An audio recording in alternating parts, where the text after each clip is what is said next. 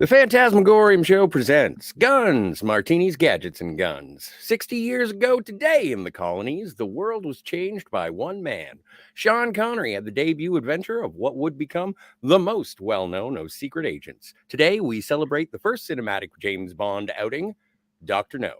My name is Scotty R37. My opposite number Cat is here, and we are hoping to be graced by the presence of a special guest.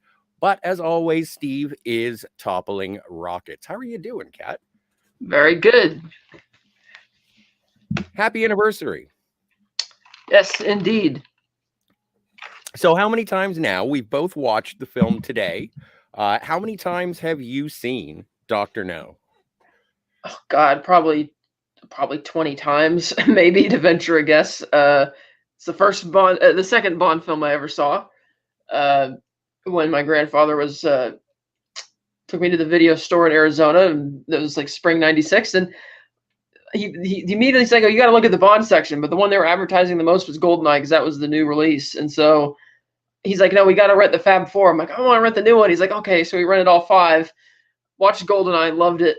Watched Dr. No, and even though obviously the tone and the pacing and the action are very different, I loved it just as much. And I mean, I know a lot of people's like nostalgia favorites will be like From Russia with Love or Goldfinger, but I think that Dr. No is my favorite Connery film because I like that he gets to be an actual secret agent. You see him being a spy, being a detective, visiting the crime scene, interviewing witnesses, interrogating suspects. And it's not just they added some action scenes and stuff like that. We'll talk about the differences between the film and the book, which I just reread over the past couple days. But it's just I think it's a wonderful movie because it is very much character driven, kind of like Casino Royale was very character driven as well compared to other Bond films. It's not as formulaic as the others, so quite good. You're muted.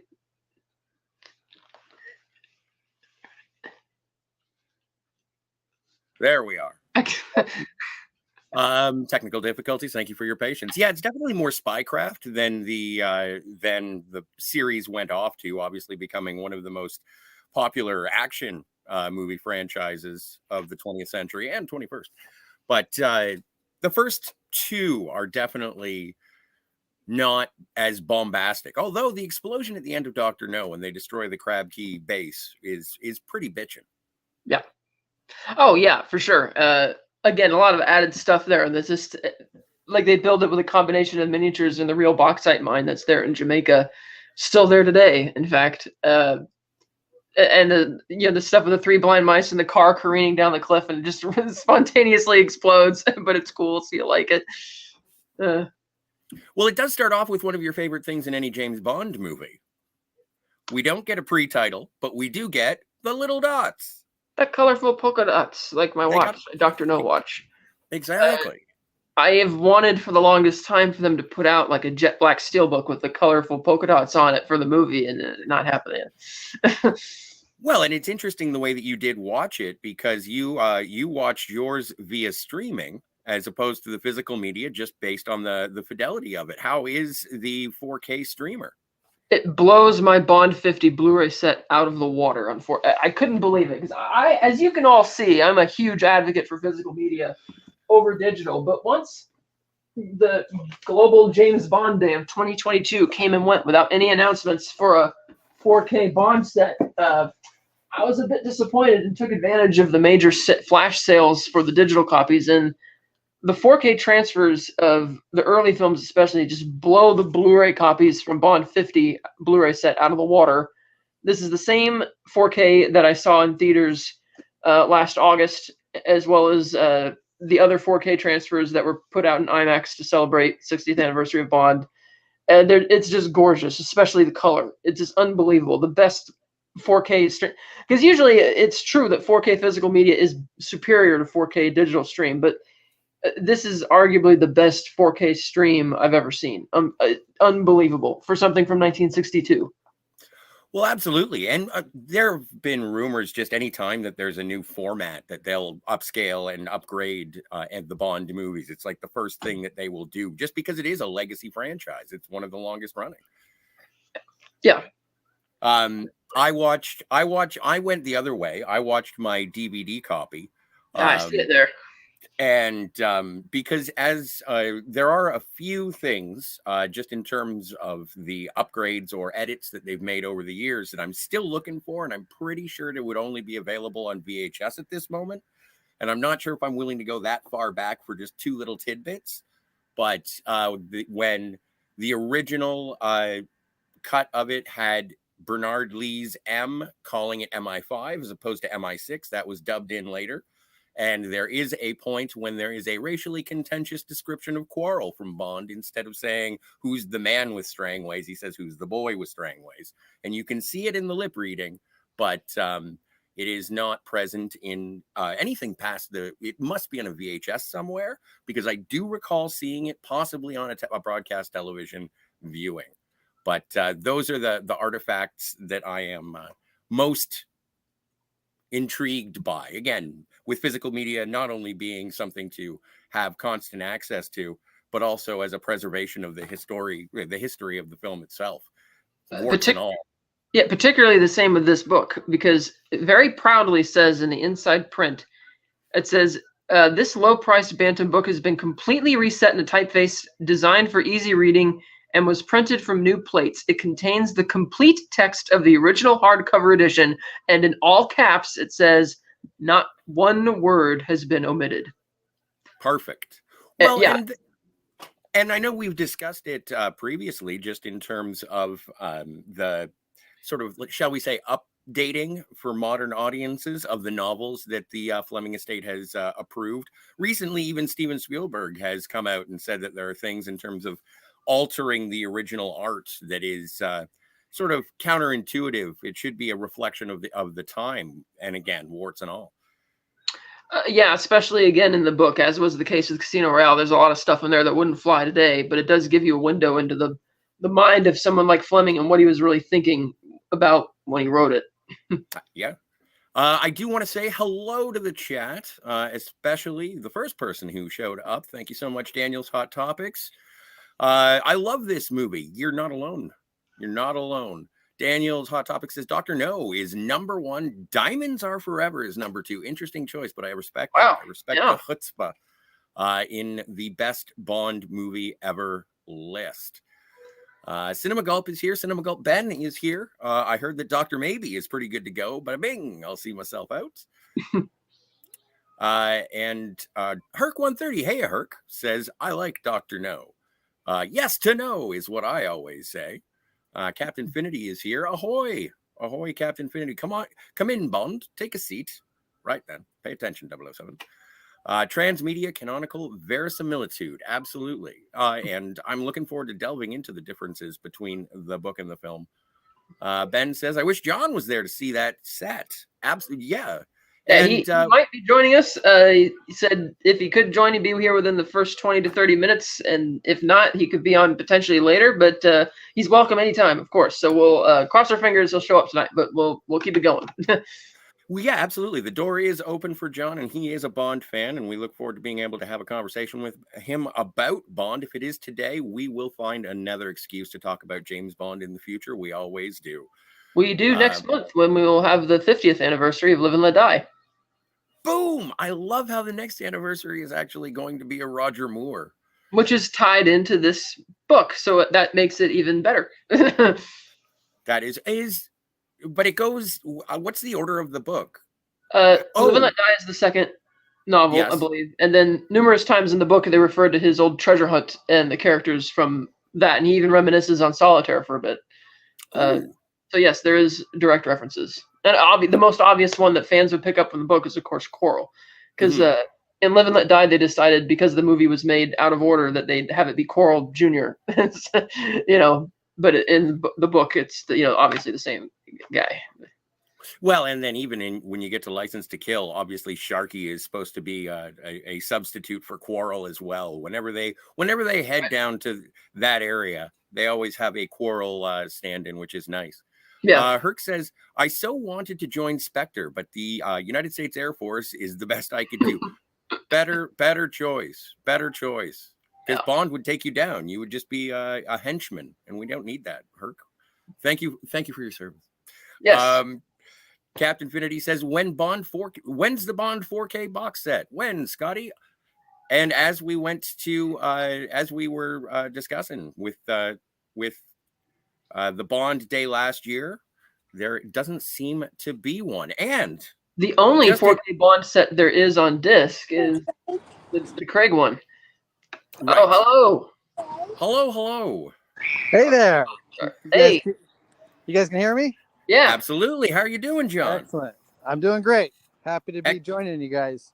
Yeah, happy to have you here. Did I read correct that this is I read that it was the 60th anniversary of the release of the film, but I don't understand that if the film was released in 62. Okay, so October 5th, 1962 was its official release in the UK, which is the first place it was released anywhere. Today is the 60th anniversary of its release in North America.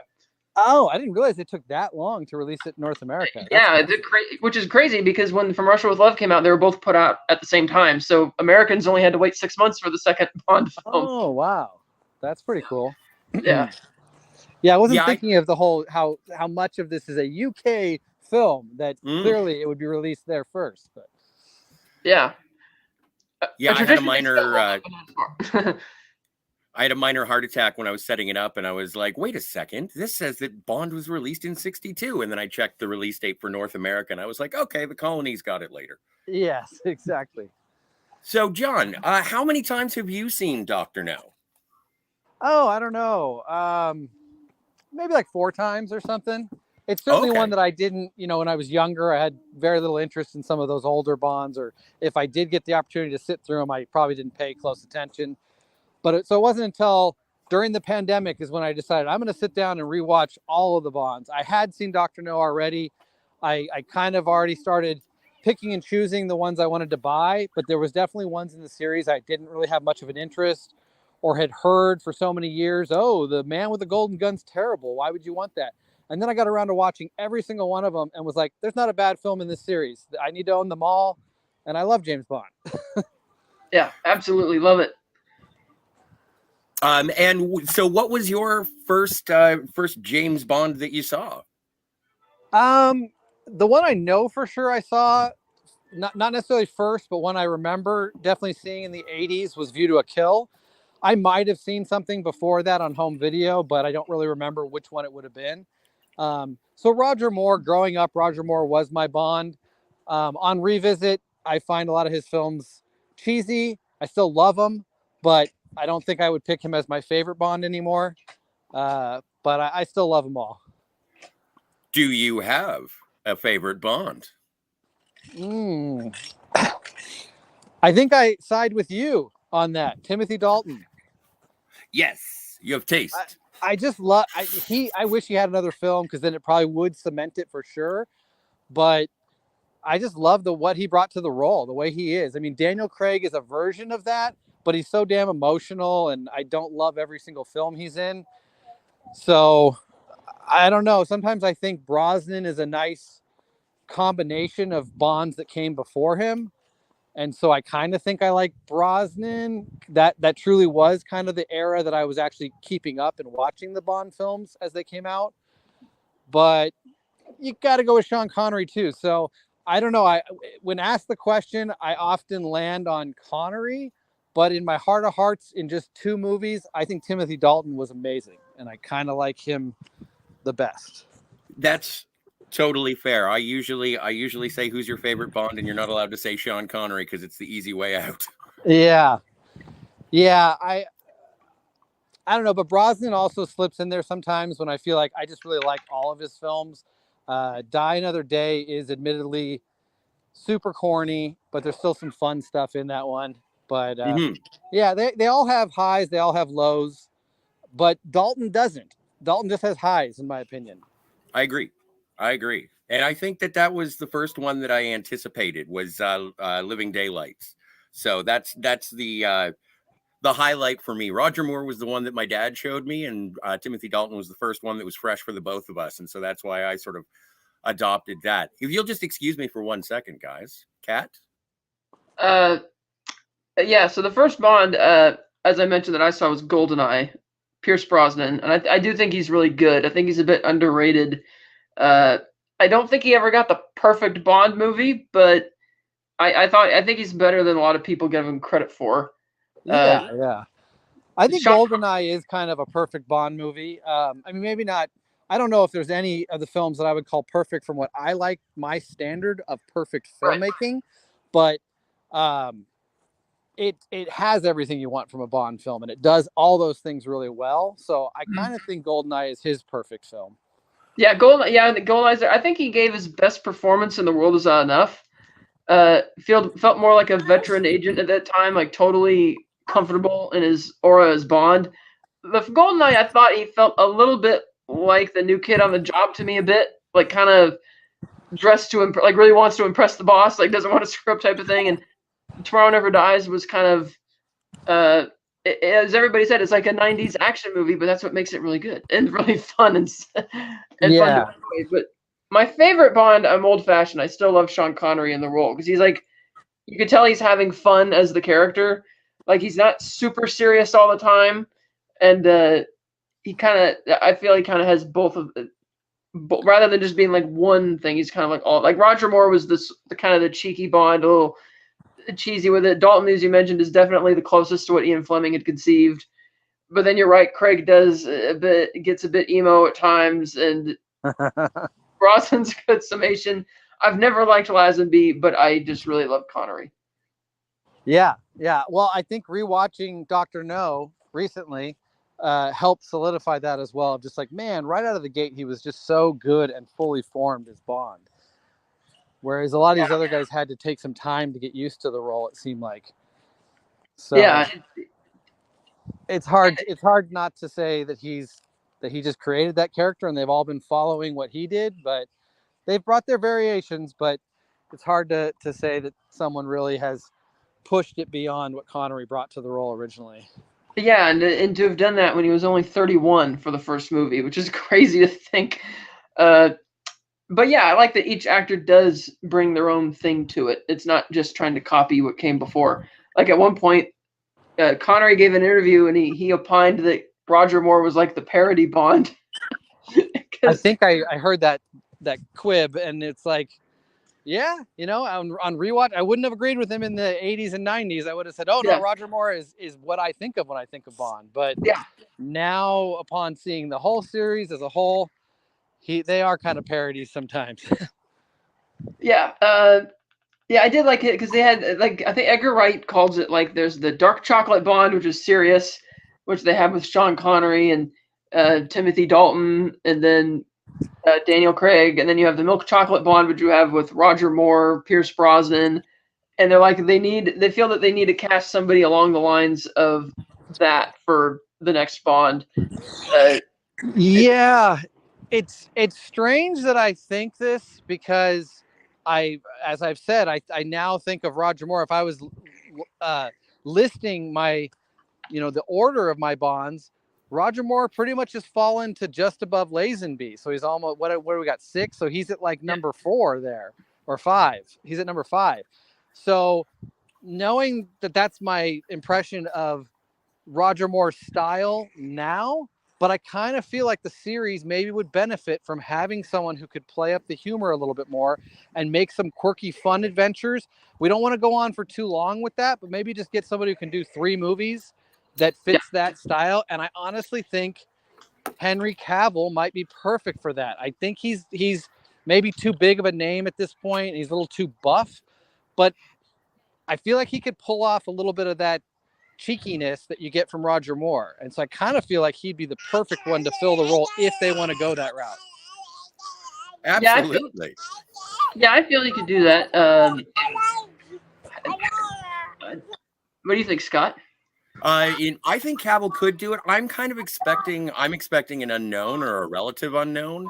I don't know. I haven't seen anybody who really jumps up at me as an unknown the same way that Daniel Craig did in Layer Cake. Maybe it's just been a lack, but like I hear things like Nicholas Hoult could be Bond, but I don't know if anyone fits. But Cavill is the one that I would say sure. But I agree with you, John, in that he's probably a little too high profile, being Superman and all that jazz. I really enjoyed Cavill in Man from U.N.C.L.E. If you're looking for that sort of style and spycraft, that is a great of what could have been. It's like back in the day when they were trying to figure out who was going to be Bond in Casino Royale, and oh heavens, he was in who was the other Clive Owen, and he was in the movie Croupier, which was very well. He wore a tuxedo through a lot of it, and I was like, that guy would be a bitchin' Bond. That was my pick at that time. I was upset that Daniel Craig got it when it was like, you've got Colin sitting right there or whatever. Yeah. So, or Clive Owen right there. Like, why?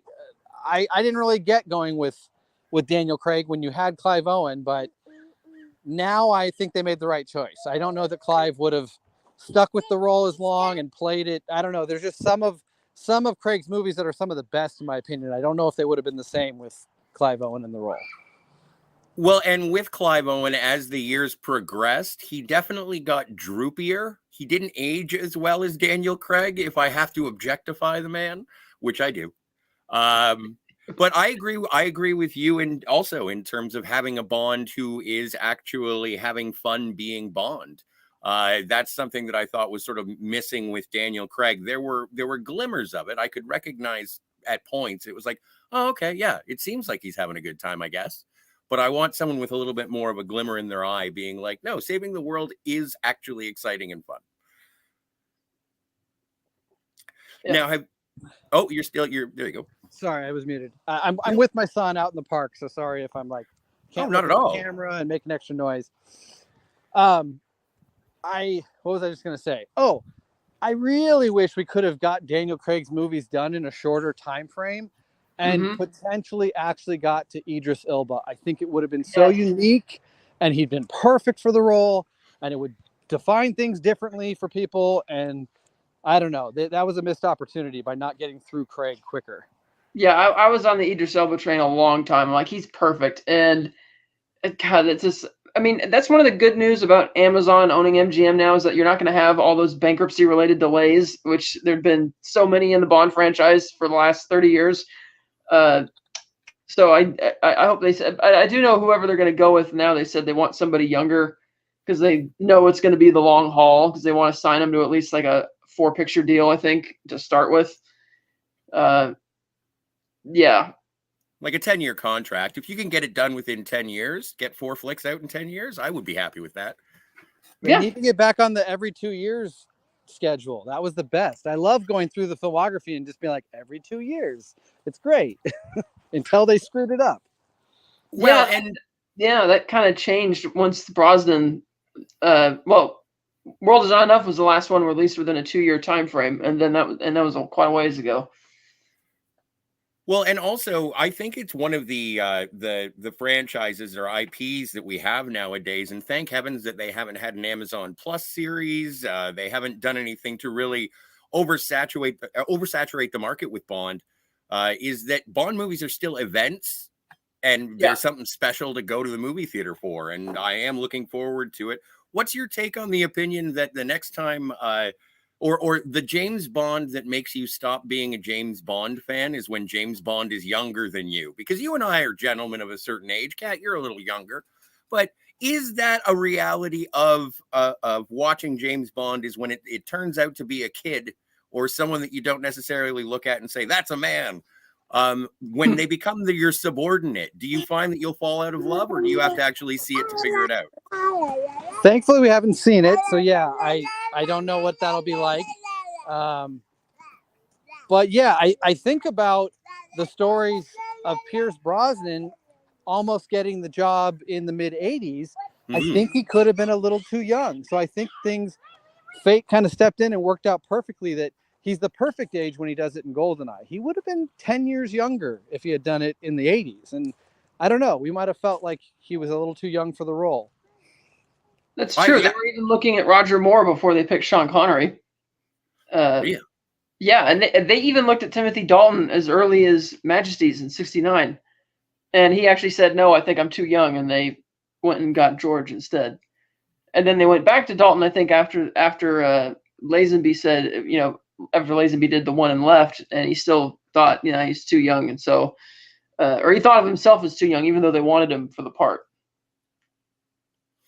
Well, and John, we are going to be doing a comparison of the differences between the book and the film of Doctor No. Do you have any kind of history with the novels themselves? I've only read a spattering of them. No, I've never read any of the novels. I think I have one of them, an old paperback copy. I don't even know which one that I found when I was going through some old stuff. Fair but enough. I've never read any of them or really know the differences between the novels and the movies. Fair enough. Fair enough. I think I've got them downloaded on my iPad, and I've got a couple of the paperbacks sitting around, and I've read 3, I think. But yeah, just curious the extent of the fandom, and also you are from a channel called Cinema Gulp, so I don't expect you're not from libraryperusal.com. Exactly. Yes.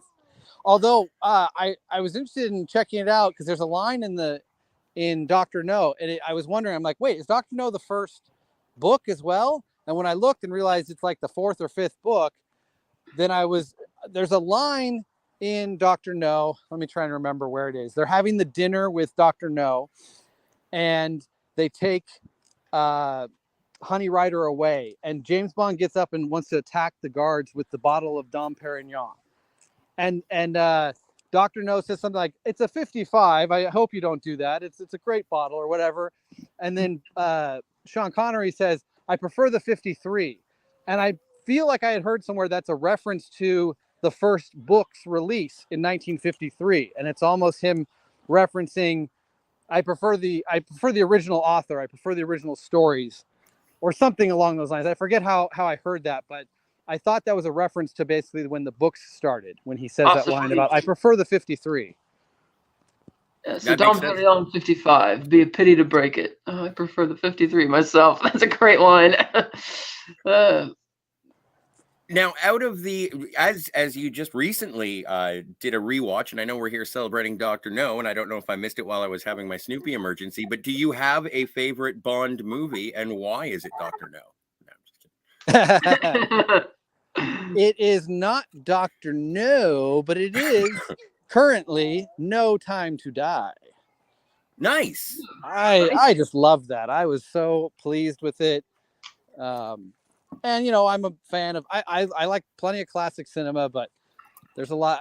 I guess it's hard to say I love modern cinema because I'd say since the turn of the century there's been a lot of stuff I don't like. I'm certainly a child of the 70s, 80s, and 90s. Those are where my favorite films lie. But I like the updated Bonds. The updated Bonds are pretty dang cool. So who's your favorite Bond villain? Oh, I don't know. I haven't really put a whole lot of thought into that one. Well, and what's your which of the two actors are your favorite examples of cultural appropriation? Is it Len Wiseman as Dr. No, or that would be Joseph Wiseman, not Len Wiseman, not the director of Underworld? Or is it? I have her name, and I wanted to know. Or is it Zena Marshall who played Miss Tarot? That's the geologist guy's secretary, right? That he sleeps with and turns in, who's supposed to be Asian but isn't really Asian. Isn't really Asian. Yes, same with Dr. No. Yeah, he's the secretary of the guy who works of the governor at King's house. I'm gonna go with Sean Connery in You Only Live Twice. Good answer. That's a good one. That's a great pick. Perfect. As a little kid, I didn't even realize that Miss Tarot was meant to be like Chinese. I thought, okay, so it's a girl who's got her hair, who likes who likes decorating her house in that type of culture and has her hair up in a bun. I didn't, like as a little kid, as an 8-year-old when I first saw it, I didn't pick up on that. That's what they were doing. And then when I got older, it's like, oh, geez. Same with Dr. No. I didn't see the makeup because Joseph Wiseman's Jewish guy from the Bronx playing. Yeah. Definitely a different time. I guess they could have just cast appropriate people, but he is my favorite Bond villain, though. I think the elegance and the class that he brings to that role, I loved it. Well, and I really enjoyed the irony of him not being able to get out of the water because his robotic hands are too slippery on metal. Yeah, that's great. I love that. I have a question for you guys. A little off topic, but on the topic of No Time to Die and Dr. No. So clearly when we all saw Spectre coming to fruition, there was all these rumors of like, wait, they're going to have Blofeld in there. And then they tried to play it off like, no, he's a different character. And then he turned out to be Blofeld. Did any of you think that they were going to do that with a version of Dr. No in No Time to Die? Yes, absolutely. Especially after seeing the trailer. And at one point in the movie, one of his henchmen refers to him as Doctor, when nobody else calls him that in the movie. But you could tell the design. Granted, they're going with the Japanese theme instead of Chinese, but the set design inside his lair, you could see the same, holes in the ceiling with the gridlock. You could see the way his hair is parted. This everything about, even the way he talks and the reference to asylums. And Bond says, history isn't kind to men who play God, which is a reference to the line in the Dr. No where he says, "Oh, our asylums are full of everyone who thinks they're Napoleon or God." Another line referenced, which is a different variation in this, where he says, "Oh, I get it. You just want to be a king or a president. Yeah, we got guys in asylums who are just all about that." So I definitely think at some point they were going to do it. And I think, because even Rami Malek teased it. He's like, "Oh, yeah, Dr. No was my favorite growing up, and that's the one I looked at for inspiration." And people are like, "Are you playing Dr. No?" And he's like, "Well, I would never want to rain on anybody's parade who's thinking that." But yeah, I even thought with the title, No Time to Die, was a reference to Dr. No, subtly, or maybe not so subtly, but still, I got those vibes early on, and then clearly they went in a different direction, or they just named him something different and did some different things with his character.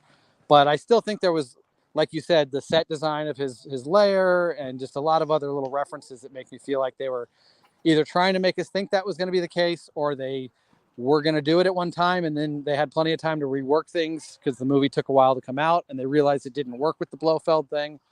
So yeah. I'm not sure. I even think when Bond breaks his arm was almost a reference to, the broken hands or whatever, his arms being the arms of Dr. No to some degree.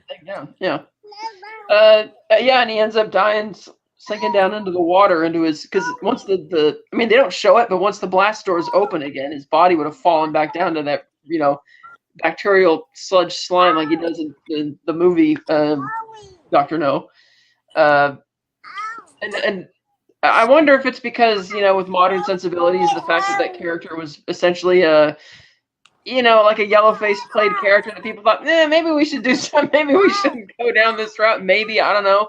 But I do think at the end of the day, the Safin character is very different from Dr. No in terms of his backstory and his motivation. I actually think he's the one Bond villain who actually has a solid, deep character arc. Like, none of the others really have that, even though he doesn't log that much screen time. And my top 3 favorite Bond films would be Casino Royale, No Time to Die, and Dr. No.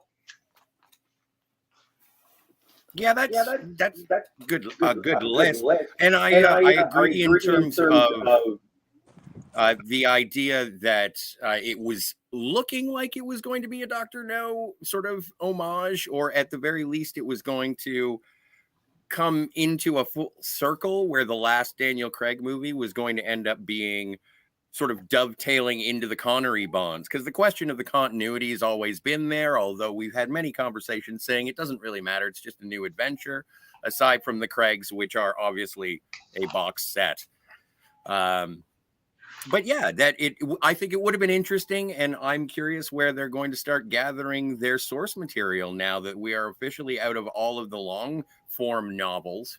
And I guess we're going to have to start getting Property of a Lady, Hildebrand.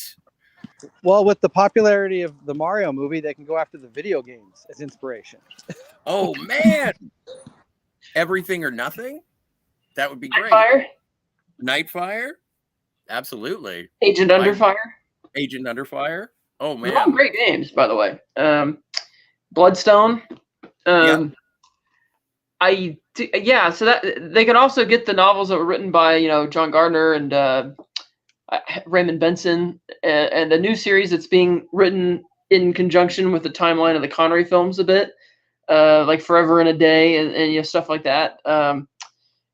But so yeah, there's plenty of source material to draw inspiration from, but it is a big mystery, wondering what they're going to decide in terms of, like, are they going to try and do another overarching interconnected storyline across multiple movies, which I wish they don't. I want them to keep them standalone adventures because the thing that each Bond movie is temporary in some way, and it doesn't help your story if it has all these, anchor points of, oh, well, we need to tie this in and that in. It's like, no, let it be its own thing. Yeah, I'm hoping for that too. That's why I don't want them to ruin it with something cheesy and comedic, because they did find a nice tone with the Craig movies, but to change the pace, I feel like it should just go straight up adventures that aren't connected with someone with a little bit of humor. Wholeheartedly agree. And this is the home of one of the most, not just iconic shots of a James Bond movie, but iconic shots in all of cinema, when you do have the lovely Ursula Andress sort of emerge from the Caribbean, and obviously paid homage to in Die Another Day with Halle Berry, and then again in sort of a gender swap with Casino Royale, when Craig emerges from the water as well. Is she in your top 5, Honey Rider, as a Bond girl, or do you have other particulars when it comes to your favorite Bond girl? Another thing that I haven't really figured out, who my favorites would be, but when rewatching, because my thing nowadays is Bond is an easy go-to when it's late at night. I just want to get a little bit of a movie in before I fall asleep. So I put Bonds on all the time. I'm always trying to jump around and pick different eras just to keep it fresh.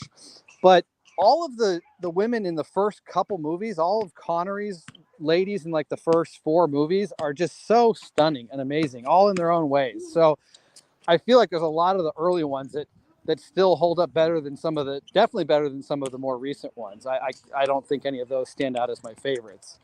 Xena Onatopp is one of my favorites, just because that was my first Bond that I really, not my first Bond I saw, but the first Bond where I was kind of getting into like making sure I see every Bond movie that comes out next in the theater. And it was a nice reinvention of the series. She stands out as one of my favorites, but clearly she's not a Bond girl on the good side. She's a bad Bond girl. She's definitely one of my top henchmen, I would say. Oh, for sure. Oh yeah, definitely. Kat, do you have a favorite Bond lady? Yeah, Pussy Galore. Pussy Galore, good answer. Classic. And as usual, all of my answers come from License to Kill, so it will be Pam Bouvier from that film, played by the extraordinary Carrie Lowell. Speaking of henchmen, I feel that's something that was sorely lacking from the Craig era. You didn't really have any henchmen in Casino Royale. Didn't really have a henchman in Quantum of Solace or Skyfall. Or Spectre, you had Mr. Hinks, which was good. And then No Time to Die, you had Cyclops, which is okay. That was fine. But I feel they need to get back to that. That's a good trope that I like, that the villain has a memorable henchman. And I feel they should do that and go back to that in the next iteration. And that's why I like No Time to Die so much, is it finally brought in all the tropes that we need to truly say it's a Bond film. It was all there.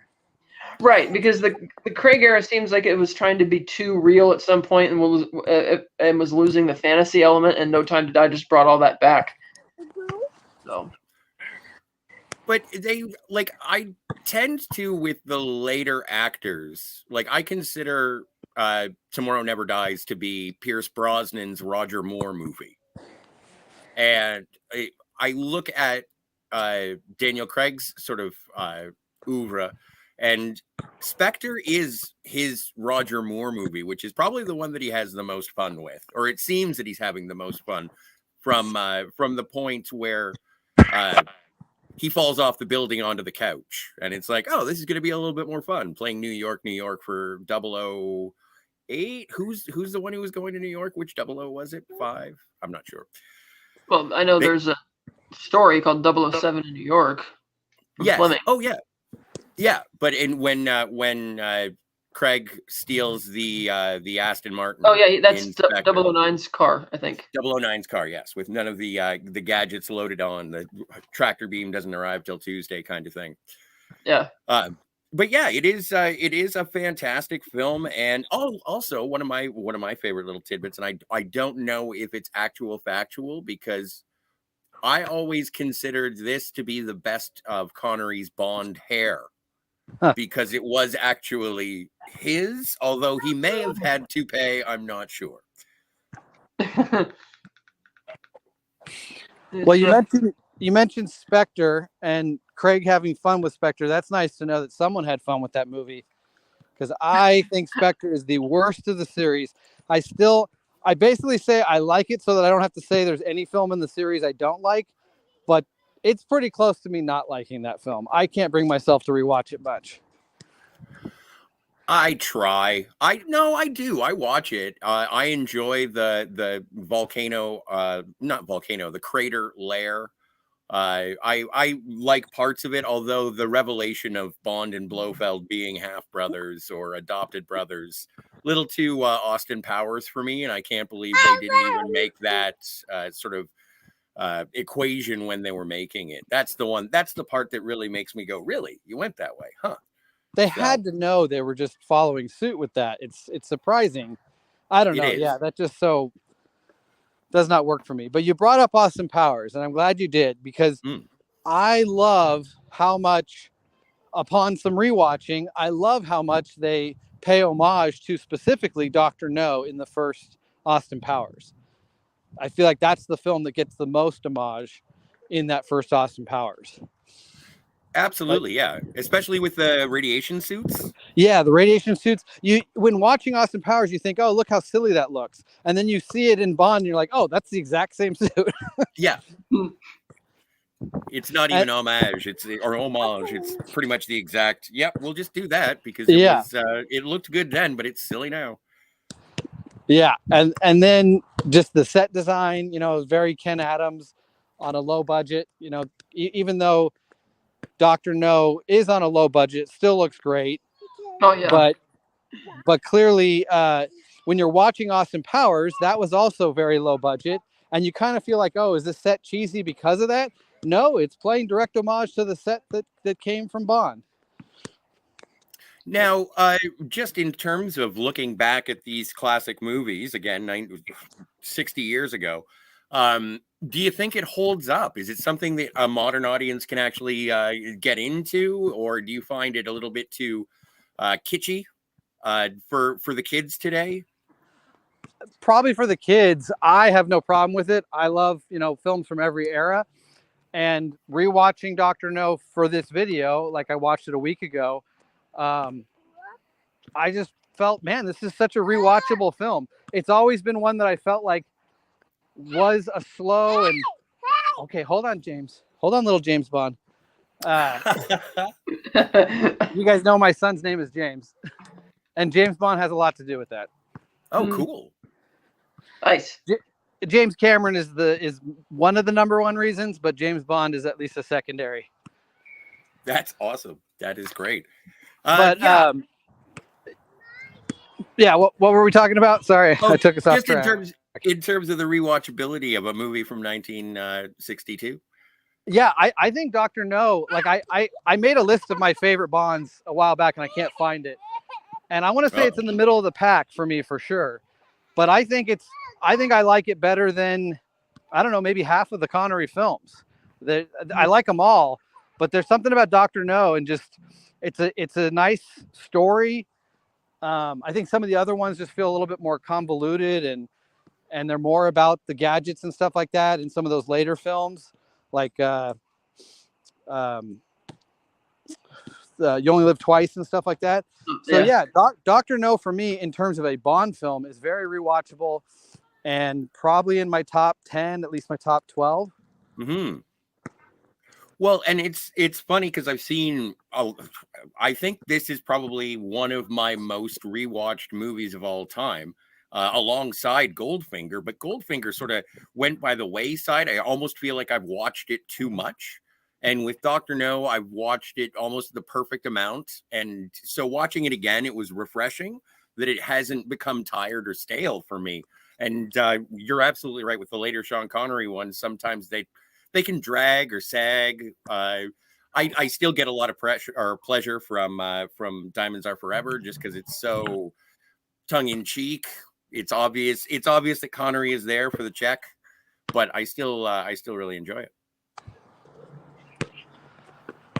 Kat, what about you? How rewatchable is Dr. No for you?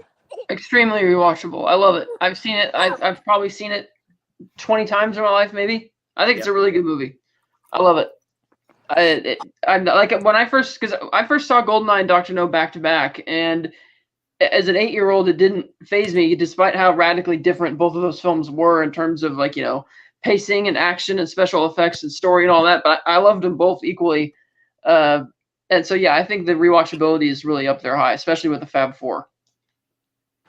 Yeah, I think you were asking the question like, how is it rewatchable for a modern audience? I think you got to be into Bond to fully enjoy it. True. But if you're even halfway into Bond, I love how it established so much from that first film. We didn't have to wait 2-3 movies in to get pretty much all the tropes that we want. There's a couple missing, but they have M and Moneypenny established. That it's not our normal Q, but there's a Q character in there. You have the gun barrel. You kind of have a pre-credits action scene. It's not pre-credits, but it starts the movie off. You have, or is it pre-credits? The two murders, are those before they roll? It's after the credits. But so much of it is there. The guns, the gadgets, the martinis, all of it's there. It's the quips, the Connery just playing the character perfectly. It's all in this first movie. The girls, the villains, it's all there. Yes. Oh, definitely. And then this is just speaking of getting back onto a schedule in terms of the release of the movies. It blows my mind that From Russia with Love basically came out the following year.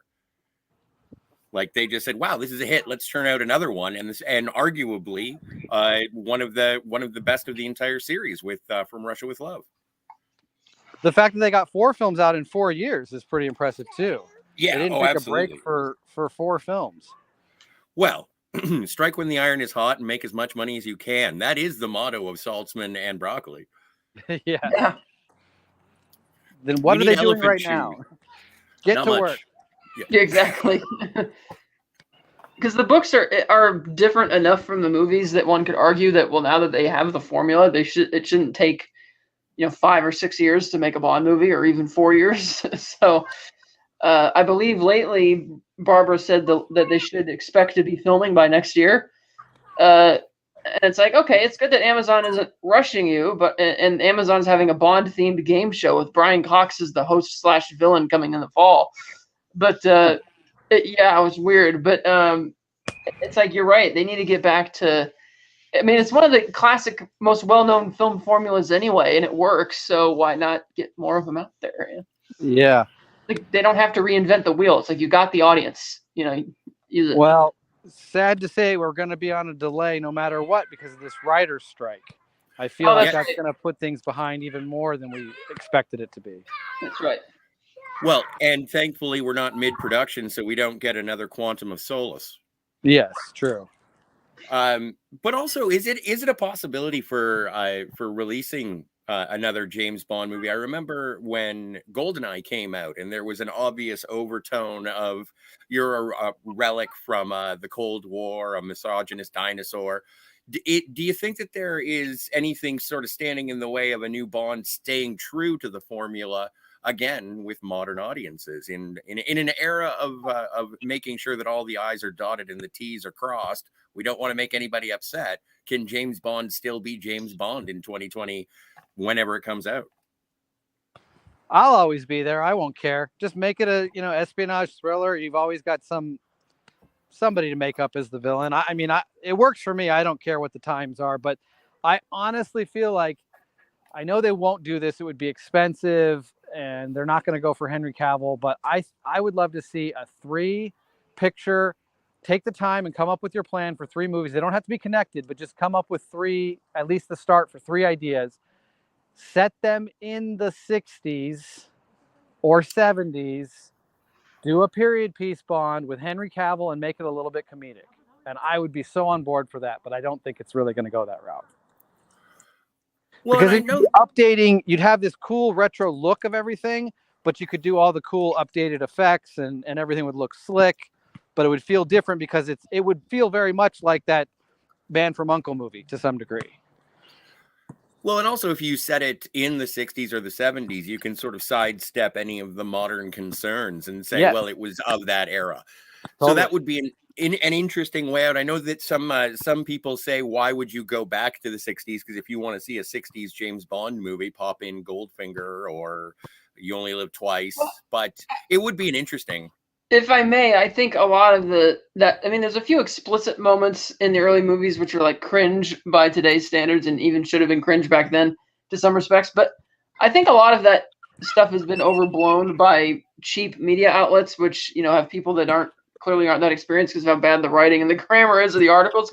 I feel a lot of people in the modern generation have watched GoldenEye, and because M says that, she says, "Oh, you're a sexist, misogynist dinosaur relic of the Cold War." I think that kind of gave a lot of people who hadn't seen the earlier films the false impression that, oh, that must be what all the old films are like, but they're really not. It's like, other than a couple handful examples, for the most part, it was been pretty smooth sailing. So a couple back handfuls, right? Yeah, there was a couple of that, like Man with the Golden Gun, what with Thunderball being the most egregious, and then that thing, and a little bit of a comic exchange in Goldfinger, but it wasn't really as horrendous as a lot of modern, like so many publications I read during all the news stories about Bond, to No Time to Die getting delayed, or like, maybe they should really just cancel Bond after this movie because he's so outdated and all this kind of crap. And I'm like, and you could tell from what they were saying that they hadn't actually watched the older Bond movies. They were just reiterating what pop culture of the modern morality police were telling them to say. Well, and that era you're talking about was right smack dab in the middle of Me Too. So yes, that helped them sell papers during that time period. Exactly. So I think it's fine, and I don't think they need to make Bond more emotional or whatever. It's like, just get back to what you were doing and doing well. Like Casino Royale was classic Bond. Nothing wrong with the portrayals of the women in that movie. Same with Quantum of Solace. In Skyfall, yeah, he should have saved Severine. It was ridiculous that he didn't. But that's really the only hiccup in the Craig era. So, I mean, yeah. So I think it could still work with a modern audience. I don't think they need to reinvent the wheel for the character to satisfy, modern tastes, if it were. Right. Well, and I suppose, as you say, with the most egregious things happening, say in Thunderball, the transactional nature of sex, it is all you have to do is have James Bond be very consensual. That's the extent of it. Yeah, exactly. So yeah, like one of my favorite James Bond moments for that with a girl is in Casino Royale when he wins the card game, and he picks up the guy's wife and drives her back to her bungalow, and they have a great night, perfectly consensual. He gets the information he needs from her, and he takes off immediately into the night without her knowing, so he could keep on the mission. It's like, that was great. But I've heard people even try and criticize that today because of just how hypersensitive everything is. It's like, it was clearly a consensual, but whatever. It's just, I think they'll be fine because people are going to hate it. Kind of like whoever they cast, it's going to be either, if they cast a white person, then a bunch of people are going to be up in arms saying, oh, it's racist or blah blah blah. Whereas if they cast, say, a person of color, then you're going to have a bunch of other people from the far end of the internet spectrum saying, oh, racist, all that kind of stuff. So, I mean, you can't really win. So I think they just kind of have to ignore the Twitterverse and just do what they've been doing well for 60 years. Yeah, I agree. Well, and also, and I think that James Bond action movies sort of stood out, and part of the reason for their popularity, especially when they were first released, was that these were movies for adults. These were stories for grown-ups to get sort of a world travel log and good-looking people doing amazing things, and it's not made for people to not be offended by. It is, which is worse, the casual sex or the murder? Like, right. Which one do you want to balance it with? Exactly. I do want to take a look at the differences between the book and the movie, Kat. I don't know what your time frame is looking like, John, if you wanted to stick around for that. Well, let's see. I mean, yeah, I'll stick on for a little bit. Oh, actually, my battery's dying on my phone. I did want to take a look real quick. I wrote a couple things down, see if there's something. Cool. Oh, yeah, for sure. Please. I like the yeah, action scene that's going on in the background. Yeah, I'm at the park with the kids. No, nothing too important here. I love some of the lines, like when he crashes those guys off the side of the road, and he says they're on their way to a funeral. Like that's a great quip from Connery in his day. I love how cold he is when he takes out the geologist guy. Oh yes. When he tries to go for the gun, and he's like, Smith and Wesson, you had your 6, and just plugs him. Great. And then plugs him again for good measure. It's like that's one of my favorite scenes in the whole movie. And that's what's great about this first film. Like it wasn't meant to be big and extravagant like the films are now, but it still has its moments that are so Bond, that are so cool, that stand the test of time. Clearly his introduction is still the greatest James Bond delivery ever. I just found out for the first time that apparently that girl, whatever, Sylvia Trench, which Eunice Gayson. For the first time, I am picking up on her last name being Trench. I don't know if I ever caught that before, but it's clearly a Bond girl name.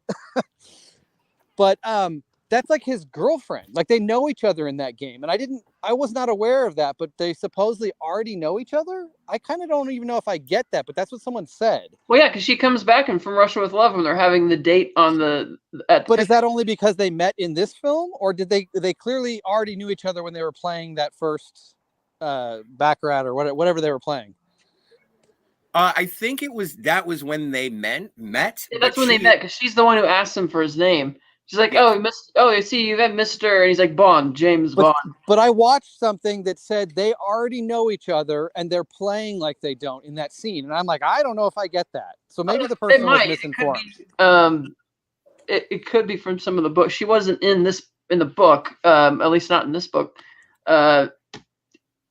So I'm not sure. Maybe from somewhere else, but you did get the sense that they were like boyfriend and girlfriend in a way. Like he was casually dating her. His in-town side piece whenever he wasn't going around the world. But yeah, and I've always, again, Eunice Gayson, I find her to be lovely in this, and also quite flirtatious in From Russia with Love as well. And it was nice to see her back for the sequel, which is odd to say, but now that we've got how many Bond movies are there? Are we at 25? 25. Yeah. I like to say 26. I'm actually a fan of Never Say Never Again. I forget. I misspoke. But thank you for not saying the original Casino Royale from I still haven't seen that one. I need to watch that just to complete saying I've truly seen every Bond film, but I actually like Never Say Never Again. Yeah, because there's 3 Casino Royales. Oh, the TV movie one. Yeah. That's not a cinematic effort, so I don't really care. Well, if you do have an hour to kill, it is free on YouTube. And it's intriguing just to see Peter Lorre as the Chief. Oh, it's great for him. It's crazy that you've had 3 some of the 3 of the best actors play that role. Peter Lorre, Orson Welles, and Mads Mikkelsen. It's like I can't think of unless you're talking about like Shakespearean roles on stage. I can't think of another character who in movies has had the luck of having actors that good play him each time, which is funny, even though they're very different performances. But and Charles Gray. Pardon me. Did you have any other notes, sir? I'm trying to think of some of. I really enjoy Quarrel in this. I loved John Kitzmiller as the man afraid of dragons. And the great Jack Lord. I would say probably my second favorite. Felix Leiter. Felix Leiter. Yeah. After David Hedison. David Hedison. All right. Yeah. I think Jack Lord is my favorite Felix Leiter, even though he's only in this movie. He just seems so cool. Like I could believe that him and Bond would have gone on adventures together or whatnot. I wish we got more of him. That was something on this revisit where I was like, we get more of. I'm going to call him Sharky because Yeah. That's just what I think of when I see him. Quarrel, I guess. To me, he's Sharky. I was surprised at how much. I mean, I guess I remembered his part being pretty big, but it's. Is But I that don't the really sound like of? the. Oh, there we are. I don't like the dragon scene. The dragon scene is one of my least favorites. It's just I know for the day it was just that's how an action scene may have been shot, but it doesn't work for me. Why Quarrel gets in position and so quickly gets killed and didn't have a chance to get out of the way, and they're all still right there. They're one bush away from each other. I don't know. It just didn't work for me. Well, and Yeah, the that idea was something lifted directly from the book, and so. But you're right; it doesn't really make sense why they're just kneeling in front of flammable bushes right in front of the flame. let's take cover behind this shopping cart. Yeah. But and the one thing, it's funny that you bring up the dragon. I always found it interesting that these two people were convinced that was obviously a truck was a dragon. And it's like, just look at it. Even as an 8-year-old seeing this for the first time, as much as I like things like dragons, even I was smart enough to know that, well, whatever it is, it's obviously not a real dragon. So the fact that Honey Rider and Quarrel believed it was an actual fire-breathing dragon, as an 8-year-old, I'm like, really? Come on, guys. Honey is maybe slightly acceptable because she probably isn't there to see it much. And her backstory has her being self-taught, and she's only so far into the encyclopedia and all that. So I kind of bought she had like a childlike sensibility to her, although she had a very dark side as well when she explains, you know, what she did to the man who came into her room and stuff. That was a very dark moment in the film, but makes her character so much more interesting as well. So yeah, I could buy in that she thought that. I kind of feel like Quarrel being a man of the water who has his own boat. It's like, come on, dude, you know what tire tracks look like. You're smarter than this. Yeah, because in the movie they look so explicitly obvious as tire tracks, and they're like dragon tracks. I'm like, huh. And Bond's trying to be polite and not like totally, raining on their parade. Well, and on the rewatch today, it was fun to pick out the sort of annoyed looks on Bond's face when he like Quarrel's like dragon tracks, and he looks and he's like, seriously, this again? We're doing no. Yeah, Connery's looks are great in those scenes.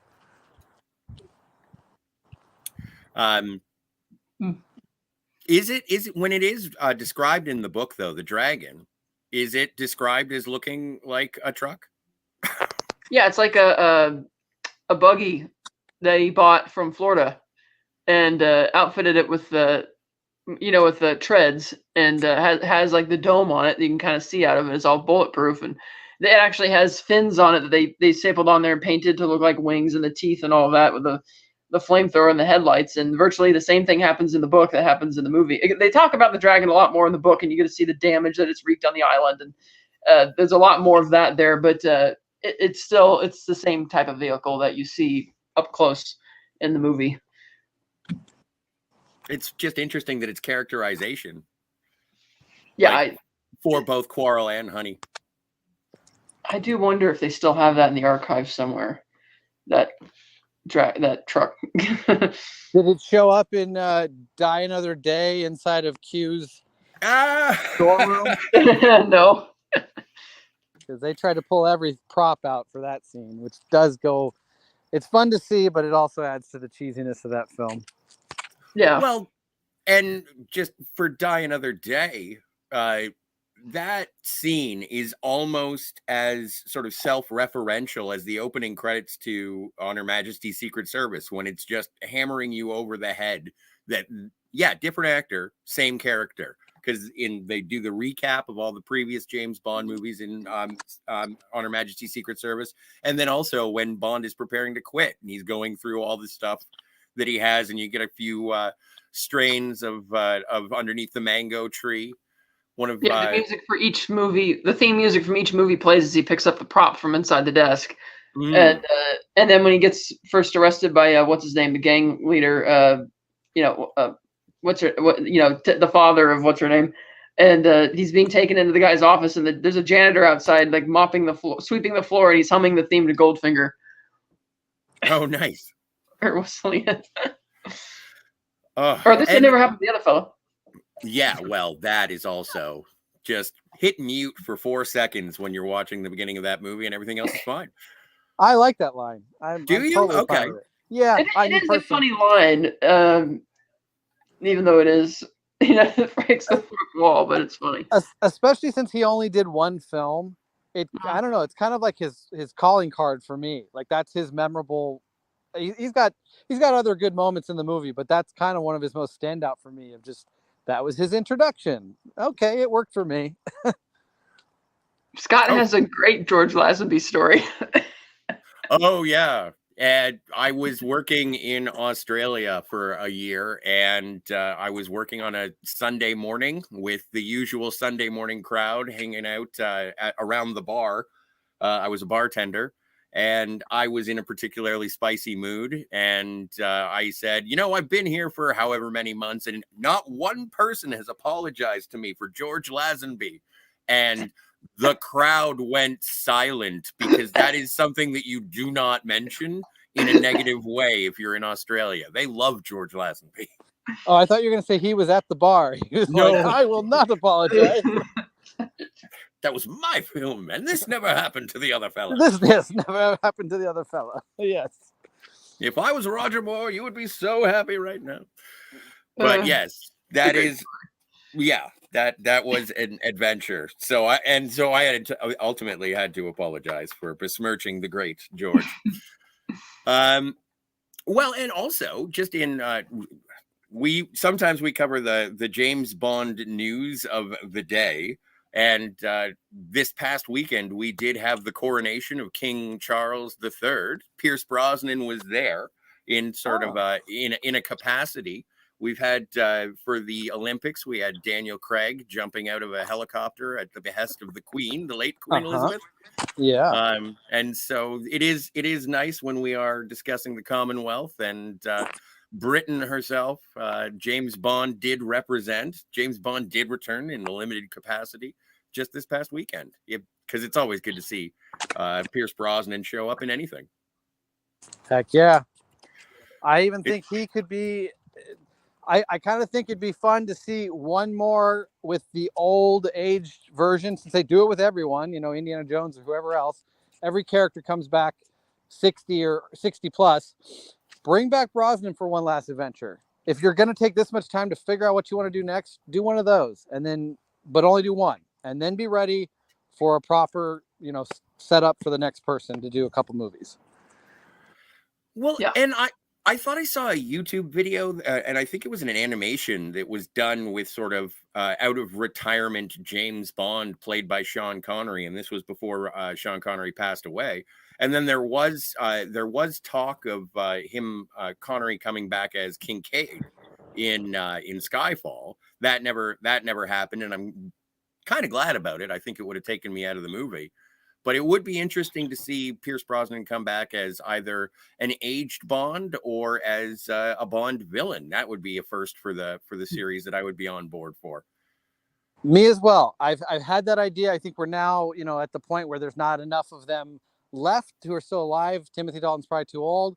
Brosnan's kind of your only one unless you want to do Craig. But I've always thought back in the days when Connery was still young enough to do it, like, wouldn't that be cool to see Connery or any of them? Not really Roger Moore because he's not menacing enough, but any of the other Bonds could have come back and played, especially Timothy Dalton. He's great as villains.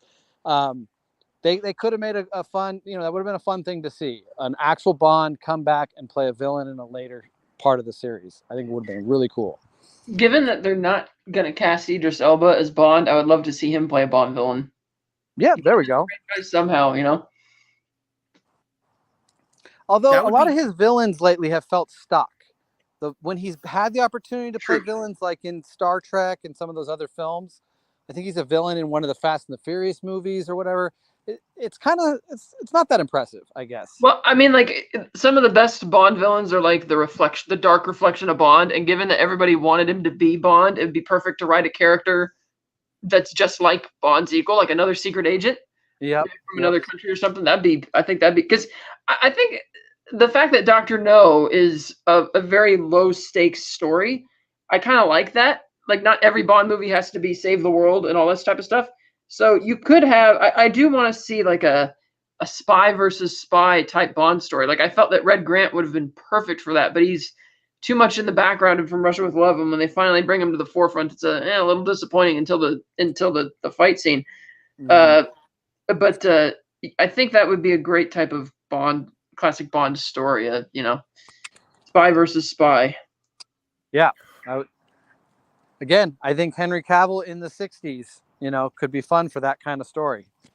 Yeah. It makes me think of Man from U.N.C.L.E. because that kind of had that, not necessarily spy versus spy, but spy team up kind of feeling. And it was, I guess they were kind of against each other. They were working for different entities or something, but reluctant partners. Yeah.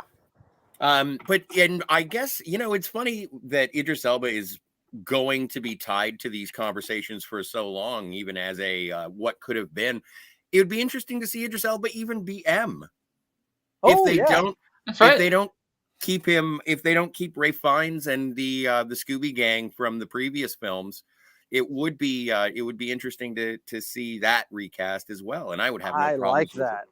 I like Yeah. that, and especially the way the series has gone. They've tried to get M in the action a little bit.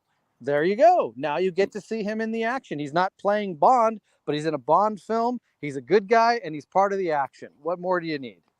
Right. Not much. But yeah, I do want to say hello to Cinema Gulp. You're here together. Ben is here in the chat. Dalton hey, Ben. is my favorite for sure. Bumpmaster 1 says Connery for me. Hey, Bumpmaster. And Ben says Living Daylights was my first in the theater. Loved it so much. Oh, I'm trying to. Yeah, I think Tomorrow Never Dies was my first in the theater. I think. My first in the theater was Casino Royale. Oh, okay, yeah. John, do you recall what your first theater was? Was it a Brosnan? It was View to a Kill. Oh, right. All the way back there. Yeah. Okay. With my dad. Back Nice. in the 80s. Yep. I don't Ben remember if I actually saw Living Daylights or License. I know I didn't see License to Kill because the talk at the time was Bond has gone violent. Bond is too violent. So that one I think I was kind of told not to see, but eventually saw it on video. But definitely that's what I was saying. Like GoldenEye was the first one where I was on board. I was old enough, whatever. It was okay. A new Bond is out. I'm going to see that. In fact, funny story. That GoldenEye was the first movie I smoked weed and went to see. So I saw that high. That I had watched a couple movies at home. This was at the beginning of my days of smoking. I had seen a couple movies at home, but that was the first one I said, me and a buddy are going to the theater to see it, and I'm getting high to watch that movie. That's great. That's a great. I saw that in IMAX last year. It was great. I haven't gotten high for any of them yet, though. But I think some Roger Moore films would be candidates for elevating watching while you're high. Yes, for sure. GoldenEye is definitely in my top 3. Again, I wrote a list and I don't know where it's at, so I can't remember the exact order, but I'd say it's in my top 3 or 4 favorite Bond films. Yes, that makes sense. It's a good list. Or it's good to be in the top 3 for GoldenEye. Know it so well. Oh, that's what GoldenEye is for me. I don't rewatch it as much because I just know it so well. I've seen it more than any Bond film, probably. Well, and it's I suppose, if not to put you on the spot on the favorites, but do you have one that is just like never? I am never watching that one again. Spectre. Spectre is on that. Okay, my 3 least favorites are Spectre, View to a Kill, and Die Another Day. Okay, makes sense. It's funny though, because with No Time to Die, I had seen it. I'd been singing the praises of it because I think it has one of the best endings that blew audiences' minds when it first came out. And I raved about it and didn't spoil it for my dad. He bought it sight unseen, got the Blu-ray, watched it. The next time I saw him, he gave it to me and he said, "Get this out of my house." He hated it, with the white hot intensity of 1,000 Suns. And I kind of understand. And that's also what informed when you find someone who's younger than you that is James Bond, are you just going to give up on it? Because I watched it happen in real time to my dad. So that was fun. Ben saying Tomorrow Never Dies has My Girl Michelle in it. So it is the winner. Is it a thing now that we can say that every movie with Michelle Yeoh is part of the Everything Everywhere All at Once cinematic universe? Yeah, why Sure. Great. I'm glad we decided. I'm on board. Captain Finity says the best Bond is on Her Majesty's Secret Service. Fair enough. Fair enough. And it's, Lazenby nailed it. It has been sort of redeemed or found a stronger audience in recent years. Herc 130 says, what about Ray Fiennes? Good Bond?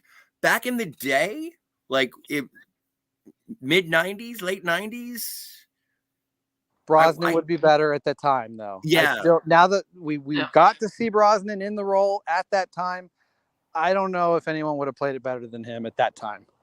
Agreed. Yeah. It's an interesting alternate universe, but yeah, I think that we got the best of it with Brosnan.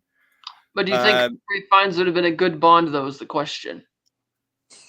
I think it's like Scotty pointed out with now I'm blanking on Clive. Yeah. He's a little bit dour. So I think he would have come out and been suave in the first film, but as 4 films went along, he'd be a little bit more boring by the end of his run. And Brosnan had the cheeky humor as well that kept all of his films kind of on that lighthearted side of the Bond equation. Mm-hmm. Scogli, hey Scogli, good to see you in the chats. And Steve toppling missiles says Richard Madden would be a great Bond. Kat, are you familiar with Richard Madden? A little bit. I haven't seen him in much. Fair enough. Ben says Clive Owen is awesome, but he would have left after 1 or 2 movies to do other things for sure. Yes, he would have shown up for Valerian. Anyway. If we didn't get a Children of Men because of him taking the Bond role, I would be sad about that. Yeah, for sure. And we did the Sin City movies, and I really enjoyed Clive Owen in Sin City as well. He was good in that. And Shoot 'em Up. So if there is a Clive Owen, if you are a Clive Owen aficionado, there is a way to get a Clive Owen fix out there. But I agree, Children of Men is amazing, and I wouldn't trade Clive Owen's performance in Children of Men for anything. Cinema Gulp says go with either an unknown or Aaron Taylor Johnson. Yeah, I'm not sure about that one. I know they're talking about that. Yeah, I mean, I know he could do a great job. I think there's other names that maybe filled. Yeah, there's been reports of a lot of people doing auditions for it, so they're looking. It would be interesting. Yeah. I haven't paid attention to Aaron Taylor Johnson's career since he was on Home Improvement, so I don't know if he would actually be a good Bond. Steve says Tom Hardy. I heard Tom Hardy bandied about as well. But again, I think it maybe 10 years ago, but because they said they're looking for somebody in early to mid 30s. Mm-hmm. Well, and also you don't want to end up with the Roger Moore at the end of his career with Bond being like 62 years old. I forget. I know he was 45 when for his first Bond movie, and nowadays that's not gonna fly as much. So this is why they need to have a plan, much like so many of these series like Star Wars that came out and was like, hey, we've got the rights now, we're gonna put out all these awesome movies, and they blew it because they didn't really come up with a proper multi-movie plan. The next Bond needs to be planned out so we don't run into a 15-year run of movie making to get a couple films out. Like they really do need to get back to a couple years between each one and stick to that. Try to get 3 films under the belt of whoever, and if it's working, you can go beyond it. But at least get 3 films and get them out in 6 to 8 years. Yeah, I would be super happy with that, and not to make it like a production line of James Bond movies, but at least to have that anticipation of like a regularly scheduled, and I don't want to say Marvel, like not once a year, but like once every 2 or 3 years, I think would be Well, a nice return to form. Well, again, now that they're owned by Amazon, I think a lot of the issues that was causing the delays is not going to be a problem anymore. Because bankruptcy, because MGM went bankrupt in '91, and that was the reason we didn't get the third Dalton movie. Because they went as far as to announce it at Cannes, and then they, as Property of a Lady, and then by the time they finally got around to greenlighting it in 90 or late 90, early '94, Cubby went to Dalton and he said, "Look, the audiences have been used to nobody being Bond for the last 5 years. So if you want to do this, I want you to sign a 4-picture deal, like a 5-picture deal. So that way we bring your total to 7." He's like, "I'll do one." I'm not. He's like, "No, I don't want to be tied down for a whole other decade." And so he's like, "Okay." So then he left, and then we didn't get the third Dalton movie. But whereas with Craig, it's like, okay, we got the first two within 2 years. MGM went bankrupt again during the whole, collapse of the economy, and that's why and they came out of a bankruptcy in 2010, but then they realized, hey, if we make this a 50th anniversary movie and push it back another year, we could really, benefit from that. And it did. And they ended up making $1 billion for it. Spectre, 3-year wait, not that bad. And then you had $1 billion delays with the fact that they hired and then later fired Danny Boyle, that then all the COVID delays. So, I think it's going to be, once the first one gets out, I think they'll be off to the races a bit because there's not going to be anything else really in the way at that point. Well, and also there's a lot of pressure too. The last 2 introductions of James Bond have been so good with Casino Royale and GoldenEye. I hope that we get Martin Campbell back to introduce this James Bond, because then you'd have your Martin Campbell trilogy, which would be great. Yeah. Yeah, I'd be down for that. I certainly can't say that he hasn't succeeded both times before. Mm-hmm. But he does have Green Lantern hanging over his head, and we won't let him forget that. But he's got other films that are not very good as well. But something happens, some type of magic happens when it comes to Bond. So yeah, captured again. Would you guys be down for the new film being titled "On His Majesty's Secret Service"? Yes. I mean, because we are officially there. We are officially at His Majesty. Yes. True. I remember I thought the title "On Her Majesty's Secret Service" was a bit of an odd choice even for the book because, well, we already knew he was on Her Majesty's Secret Service from the first book, Casino Royale. And it's almost like a non-title, but I guess, okay. On His Majesty. I would have to. I'm up for it because it is sort of referential and reverent to the real world. But I don't know how. Well, I guess you can do anything you want because, as you said, Kat, it's a non-title. It's just his job description, essentially.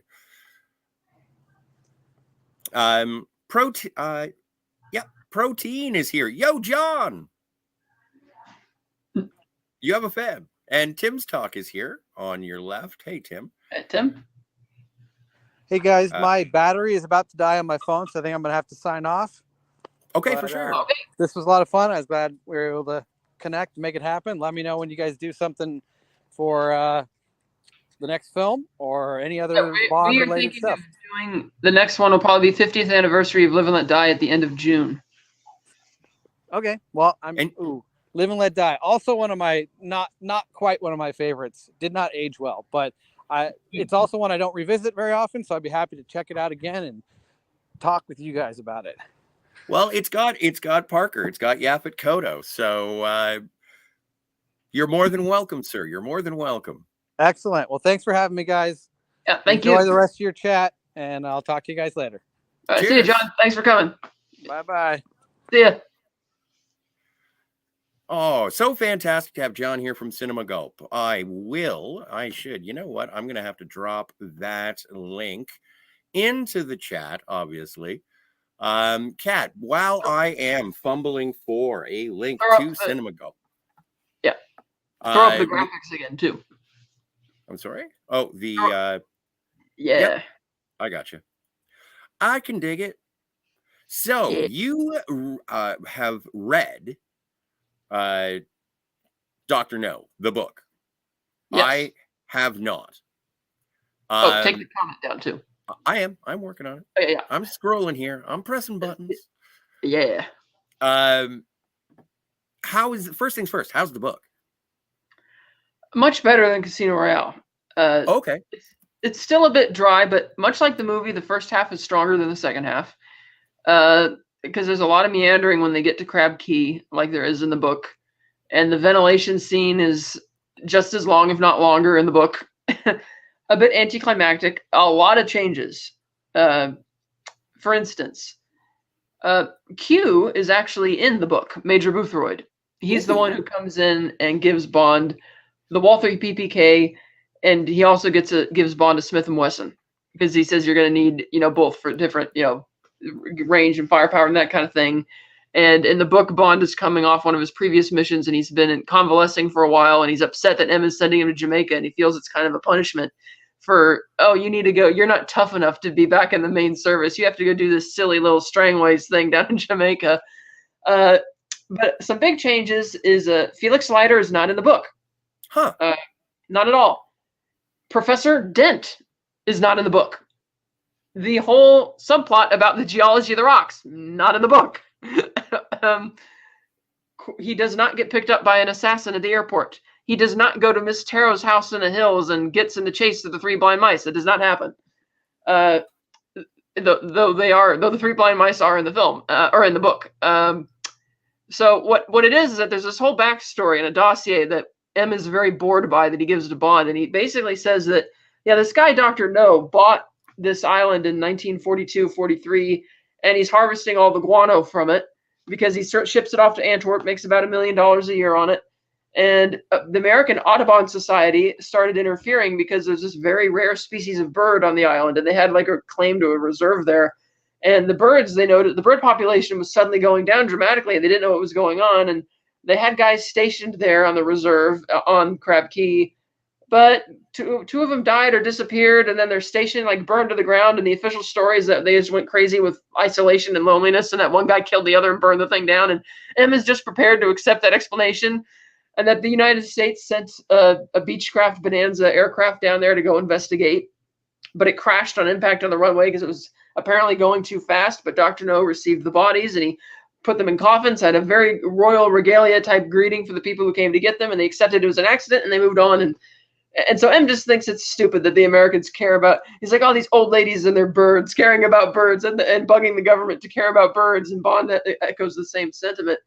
So in the book, that's the whole backstory, and that's eventually how they get to Crab Key. Is Bond shows up at the airport, Miss Chung takes his picture, like in the movie, but he gets picked up by Coral, who is driving Strangway's car, a black Sunbeam Alpine, and Bond doesn't notice until they're like halfway through the drive. He's like, "Dang, we shouldn't be driving this car because now I've just been put on the radar of whatever's going on. If this is indeed something nefarious." So once they get to the hotel, shaking one of the cab drivers, chasing him down, Bond tells Coral, "Here, I'm going to give you a bunch of money that I'm going to wire from King's house. Go to town, find two people that look like me, pay them, and give them enough money to put them in a wardrobe that looks like us, and give them this car and tell them to get to Montego Bay to lure off the scent." And Coral does that. And then Bond goes to the King's house, and he's very discouraged to find that the governor and everybody there just thinks that Strangways ran off with his secretary. Even though the radio station was burned down as well. And for some reason, M and the governor, nobody finds it strange that the station was burned down. Bond knows Strangways from earlier Jamaican visits, and he's very defensive of Strangway's honor. He doesn't think he would run away like that. And so he's just kind of asking around, and it's a centipede that comes to try and kill him, not a tarantula.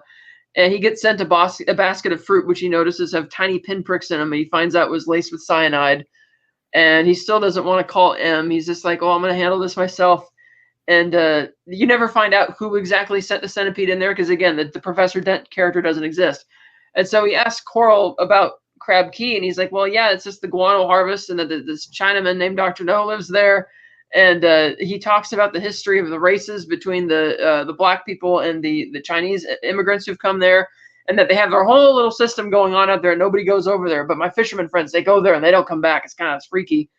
And you have, again, the racism of the time that Fleming is talking about the native Jamaican population and accusing them all of being lazy and that's why they don't move up in life. It's like, bullshit, Ian. The reason that's the case is because all the money that the Brits were funneling in there was only going to the Brits, not to the local economy. But Ian has his head up his ass, so that's why he's writing racist shit like that, and saying that he's writing about Chinese. And Bond is immediately suspicious of Miss Tarot, since the files on Crab Key aren't there at the station house.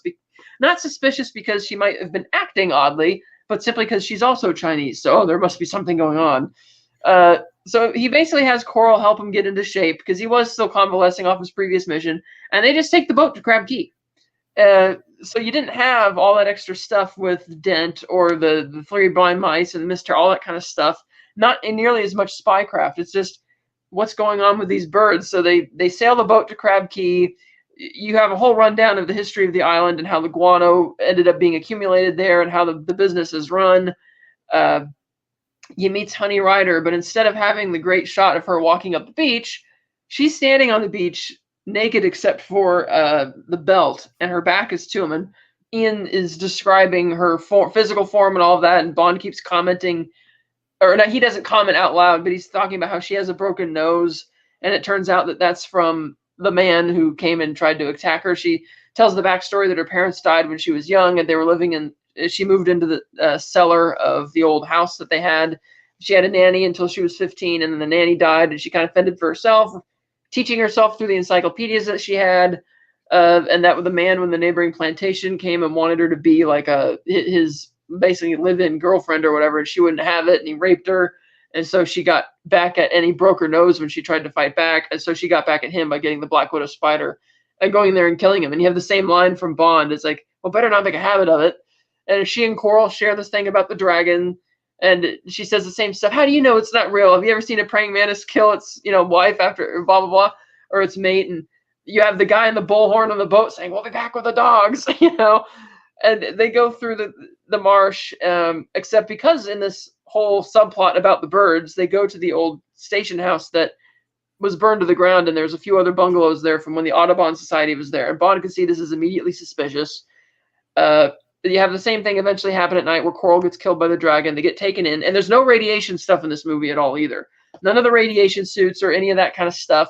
So up until this point, when they've finally been captured and taken in and shown the same exquisite rooms and stuff, we still don't know what the threat is. Basically, Dr. No enjoys his privacy and kills anybody who trespasses. There's no hint of anything going on in the world negative, like what's going on. And Dr. No comes in the room like he does when they're passed out.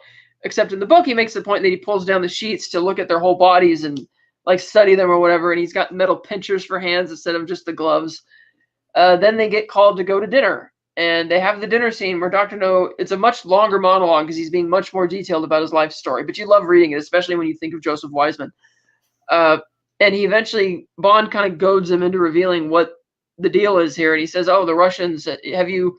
And he lists off names of certain American rockets that didn't land where they were supposed to or possibly got salvaged. And he's like, "Yeah, I did that. Radar jamming, and that's what I'm doing here."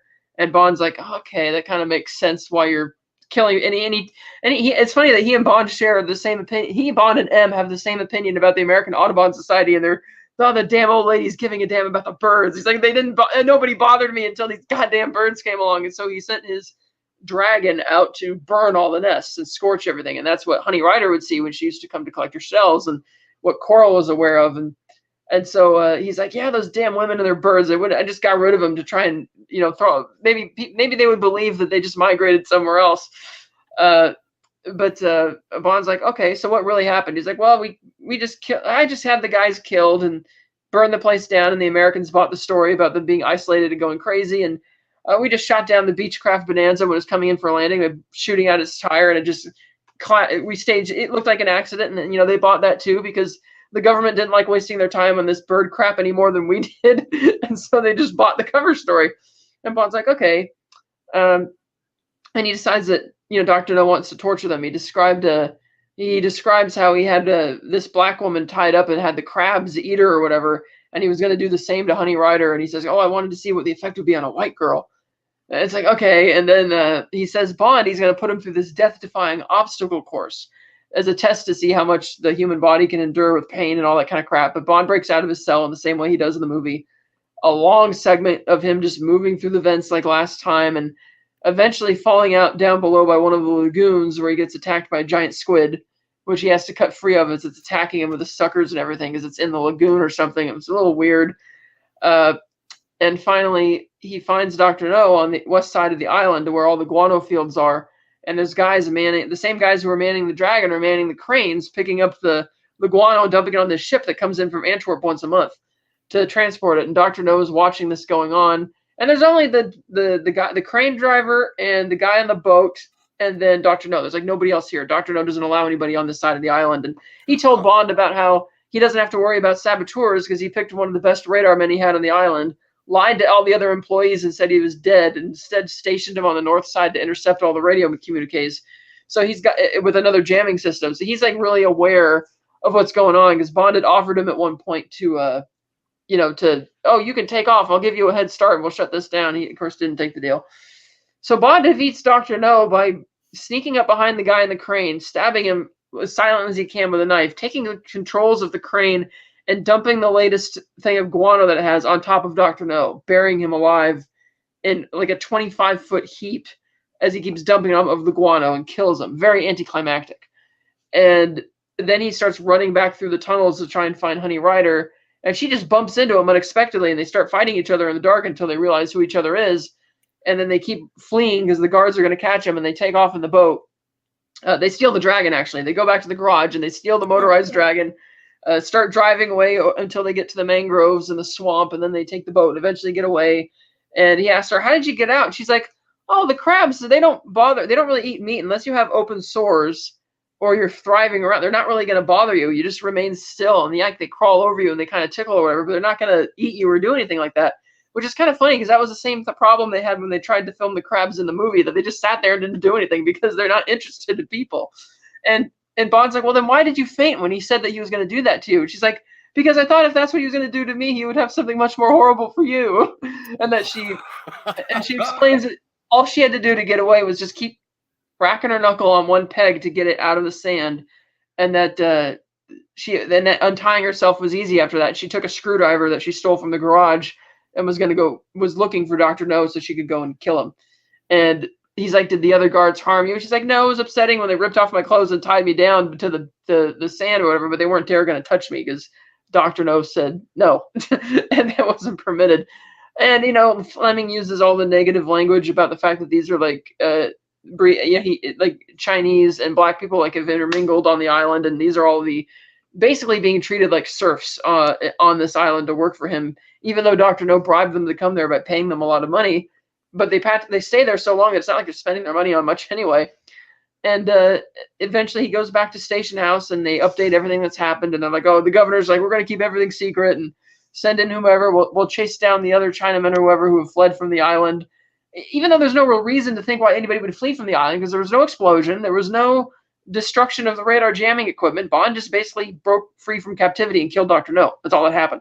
And they weren't even in the process of trying to topple any rockets. He was just taking care of the regular business that happens there year round, which is, moving the guano deposits. And it was interesting to read about all of that. But at the end of the day, he's upset with the governor for being a fuddy-duddy, basically. And a younger 35-year-old British Marine comes in, and he also thinks these old colonial types are like fuddy-duddy morons. And Bond likes the colonial secretary much better, Mr. Plydell Smith. And Bond can't stand the posh, upper class, rich, snooty British stuff on the island. He just wants to get back down with the bungalows and the life on the beach and that kind of stuff. And so he drives off back to Honey Rider's place because she wanted to have what she called slave time with Bond. And he goes into her cellar and finds that it's actually a lot neater than he thought it would be. And they have dinner, and then they get in the sleeping bag and make love, and that's the end of the story. So a lot of stuff about the guano industry, a lot of stuff about the birds, no Professor Dent, no Felix Leiter, no car chase of 3 blind mice, no showdown with Miss Tarot in the hills, no immediate threat in the climax of anything happening. It's just that it is the radar jamming thing, but they didn't give a hint that there was any such toppling of rockets before Dr. No mentions it in his lair at the end. So it's like, up until this point of reading this, I'm like, okay, the first half is good and still enjoyable, and the callbacks to Live and Let Die when he's talking to Coral about their past adventures is good, but there's really no threat here. It's just that, oh wow, Dr. No killed a couple people because they were trespassing, and then it's only because he volunteers the information, and he volunteers also that he was working directly on behalf of the Soviets.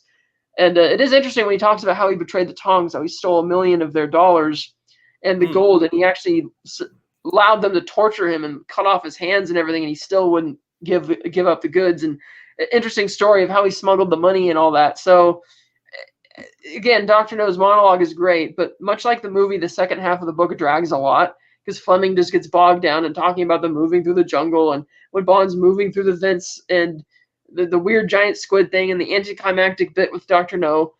So a better story, I think, to read than Casino Royale. It's still a bit dry, but the first half is really good and just a lot of differences for the movie. And I could see why, because one, since you're making this movie before Live and Let Die, you haven't had Bond's relationship with Coral established yet.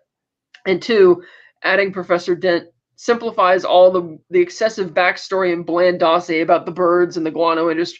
Like, we don't need to know about the guano industry or that there's any guano there. It's like, forget that. We can just let the audience suspend their disbelief and accept that he built this whole massive island because he's, evil, and since they tied it into Spectre. But yeah, I think the movie has a lot more spycraft to it and is much more entertaining than the book. But I still thought the book was better than Casino Royale.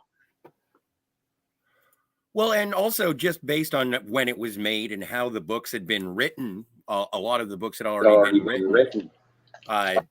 They didn't have Spectre in the book because Spectre hadn't been created yet. And I don't know, did we do it? Did we already? I know we did it before we started the air, but Kat, can you tell me what Spectre stands for? Special Executive for Counterintelligence, Terrorism, Revenge, and Extortion. One of the worst. Otherwise known as SMERSH in the books, which didn't make sense why he would call it SMERSH, because that's a completely different thing. That was basically the Soviet secret police that was policing their own troops in World War II.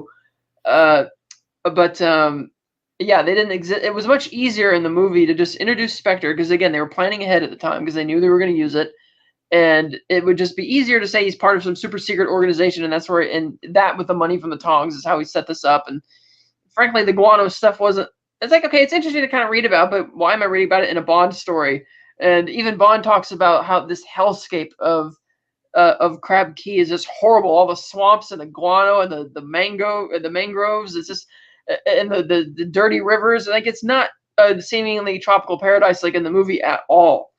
And it was inspired by real island stuff like that out in the Bahamas, out there, that Fleming got the idea from for Crab Key. And which is why he was talking about the guano industry. And I guess once he decided to name the character James Bond back in '53, that he decided, oh, well, I'll just use a lot of ornithology in the book, because they do go on a lot about the different bird species and stuff that's there. It just doesn't make for very interesting. It doesn't make for spycraft. So much more spycraft in the movie, and a better. I mean, yeah, a lot of changes obviously, because you don't have the lab and you don't have the cool fight between the two of them. But yeah, so the movie, I think, is an instance of positive changes. Yeah, and I remember starting to read Diamonds Are Forever, which I think is the third or fourth book, and the beginning montage in Diamonds Are Forever, where they talk about the precautions that are taken to maintain the integrity of the diamond mine so that people aren't stealing stuff and everything like that, which is essentially a 2-minute, 3-minute montage that they have in the movie. It goes on and on. Though the mechanics of that industry is a very big, it's an important part, and I suppose it is just Fleming's style to describe the industry surrounding what's going on in the world. World building or of something that they wouldn't necessarily know. But it makes sense considering Fleming's history in military intelligence, and sometimes his storytelling isn't necessarily storytelling. It's just filing a report on what the reader should know. Yeah, because that's basically what the second chapter of Casino Royale is, just a dossier on Lashif. And much like when M, and Dr. No, it's written a bit better. Rather than just reading the dossier, it's M being exceedingly bored and agitated that Bond keeps asking basic questions about the mission.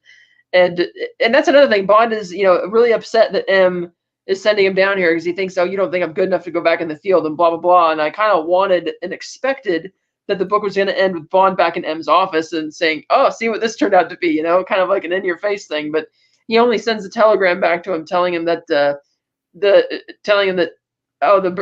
he jabs him with the fact that the Smith and Wesson and the Walther were useless against the flamethrower.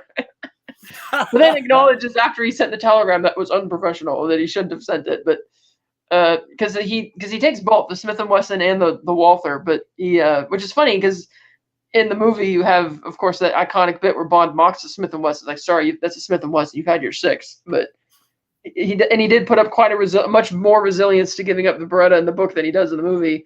But like, just constantly the dialogue goes back and forth quite a while on that front. But it did feel a little awkward that he didn't get to have the meeting with M again at the end, or even a phone call. I was like, okay, that's kind of weird, but yeah. Well, and also this seems to be, when it comes to the authors, there does seem to be a point where the authors say, you know what, I'm kind of sick and tired of writing this character. And it becomes sort of obvious in their storytelling from what I have read about the books, not from personal experience. And there is just the same as with Arthur Conan Doyle and Sherlock Holmes and the Reichenbach Fall. Then he comes back inexplicably. And the same thing does happen with Bond as well.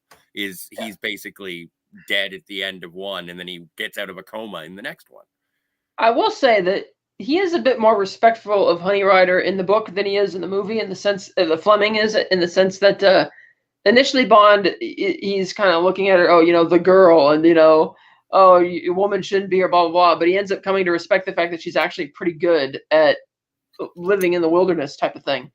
And she talks about how she's the one who is very key to him being able to navigate the island of Crab Key, because she's been there so many times to get shells.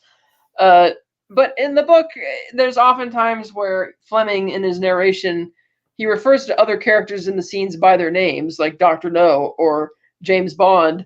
But then when it's the Honey Rider, it's like, oh, the girl. And you can tell it's kind of at times derogatory, which is kind of weird because he wrote the Bond character to initially be kind of just objectifying her, and that was it. But then to have more respect for her as a person and her actual skills. And there's one point where he's like, well, honey, what do you want to do when you sell all these shells to get the money? She's like, oh, I want to go be... She describes being a call girl because she thinks, oh, I'll live in a fancy house and I'll have money and all that kind of stuff. And he's like, it's not what you think it is. And he said, and she talks about how, oh, I can't get he's like, you're the most beautiful person ever if you just get your nose fixed. And she's like, I can't afford that. And he's kind of laughing to himself because, of course, he means to pay for it and make sure that it happens. But in a nice twist, at the end of the book, he changes his mind and thinks that she looks better because of the broken nose, gives her a unique type of appearance. So he starts out really superficial about it, but then actually comes to respect her more, which is kind of interesting. But even though the narration at times is referring to just the girl and being so like Fleming's being dismissive in his narration, but he's letting Bond becoming growingly more respectful, which is kind of awkward, but I guess it's nice. And funny story. Julius No is not his real name. He said you never find out what his real name is, but once he decided to start his new life after his parents died, he took off. He said, I picked Julius to be named after my father, and No because I reject my father. Julius No. That is awesome. I thought that was kind of funny. And he's not a doctor either. He doesn't have a doctorate. He says, I just find that when doctors make inquiries, whatever their doctorate is in, nobody asks questions. Nobody's looking at him sideways. Why would you be interested in that type of stuff or that type of trade? So he's just kind of gives himself that, even though he's not a doctor. And so I thought that was kind of clever. But because that whole conversation they have in the book is just great, because his mom, I can listen. Because once you have Joseph Wiseman's portrayal in your head, that's just how you read it when you read it in the book. And I could just read that for hours. And that was a really high point in the book when he's talking about his whole life story.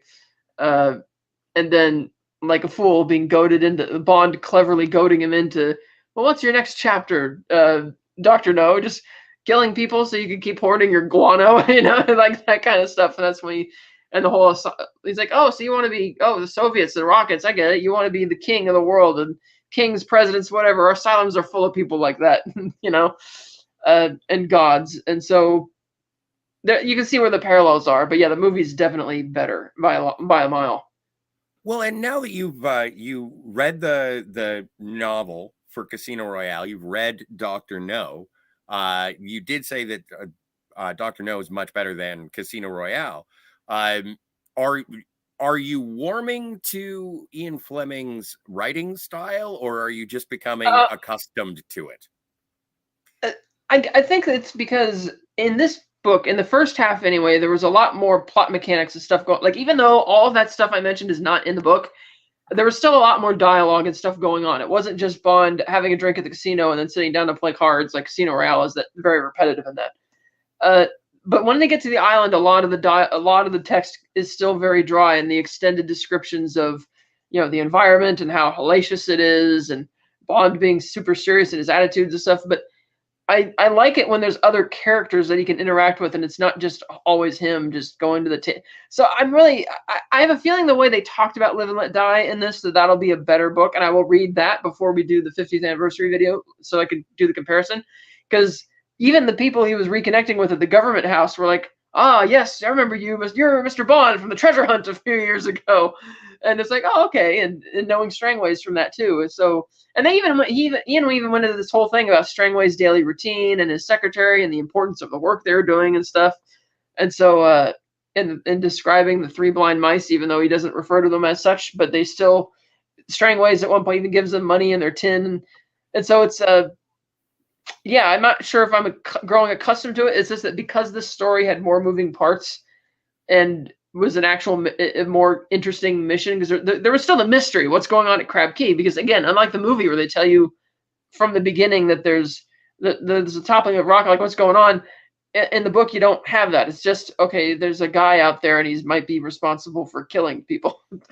So killing trespassers, so there's the mystery there, especially But when it's you know that the book is going to be different from the movie, because the Mercury program wasn't until 62 when they made the film. So mm, this being 1958 when he wrote the book, it was about other rockets that some of the names I didn't recognize, and so I was like, okay, that was, I guess, interesting. But well, and I have read Live and Let Die. I'm interested to hear your thoughts on it. I'm gonna have to go back and do another skim through, or maybe I'll reread it as well.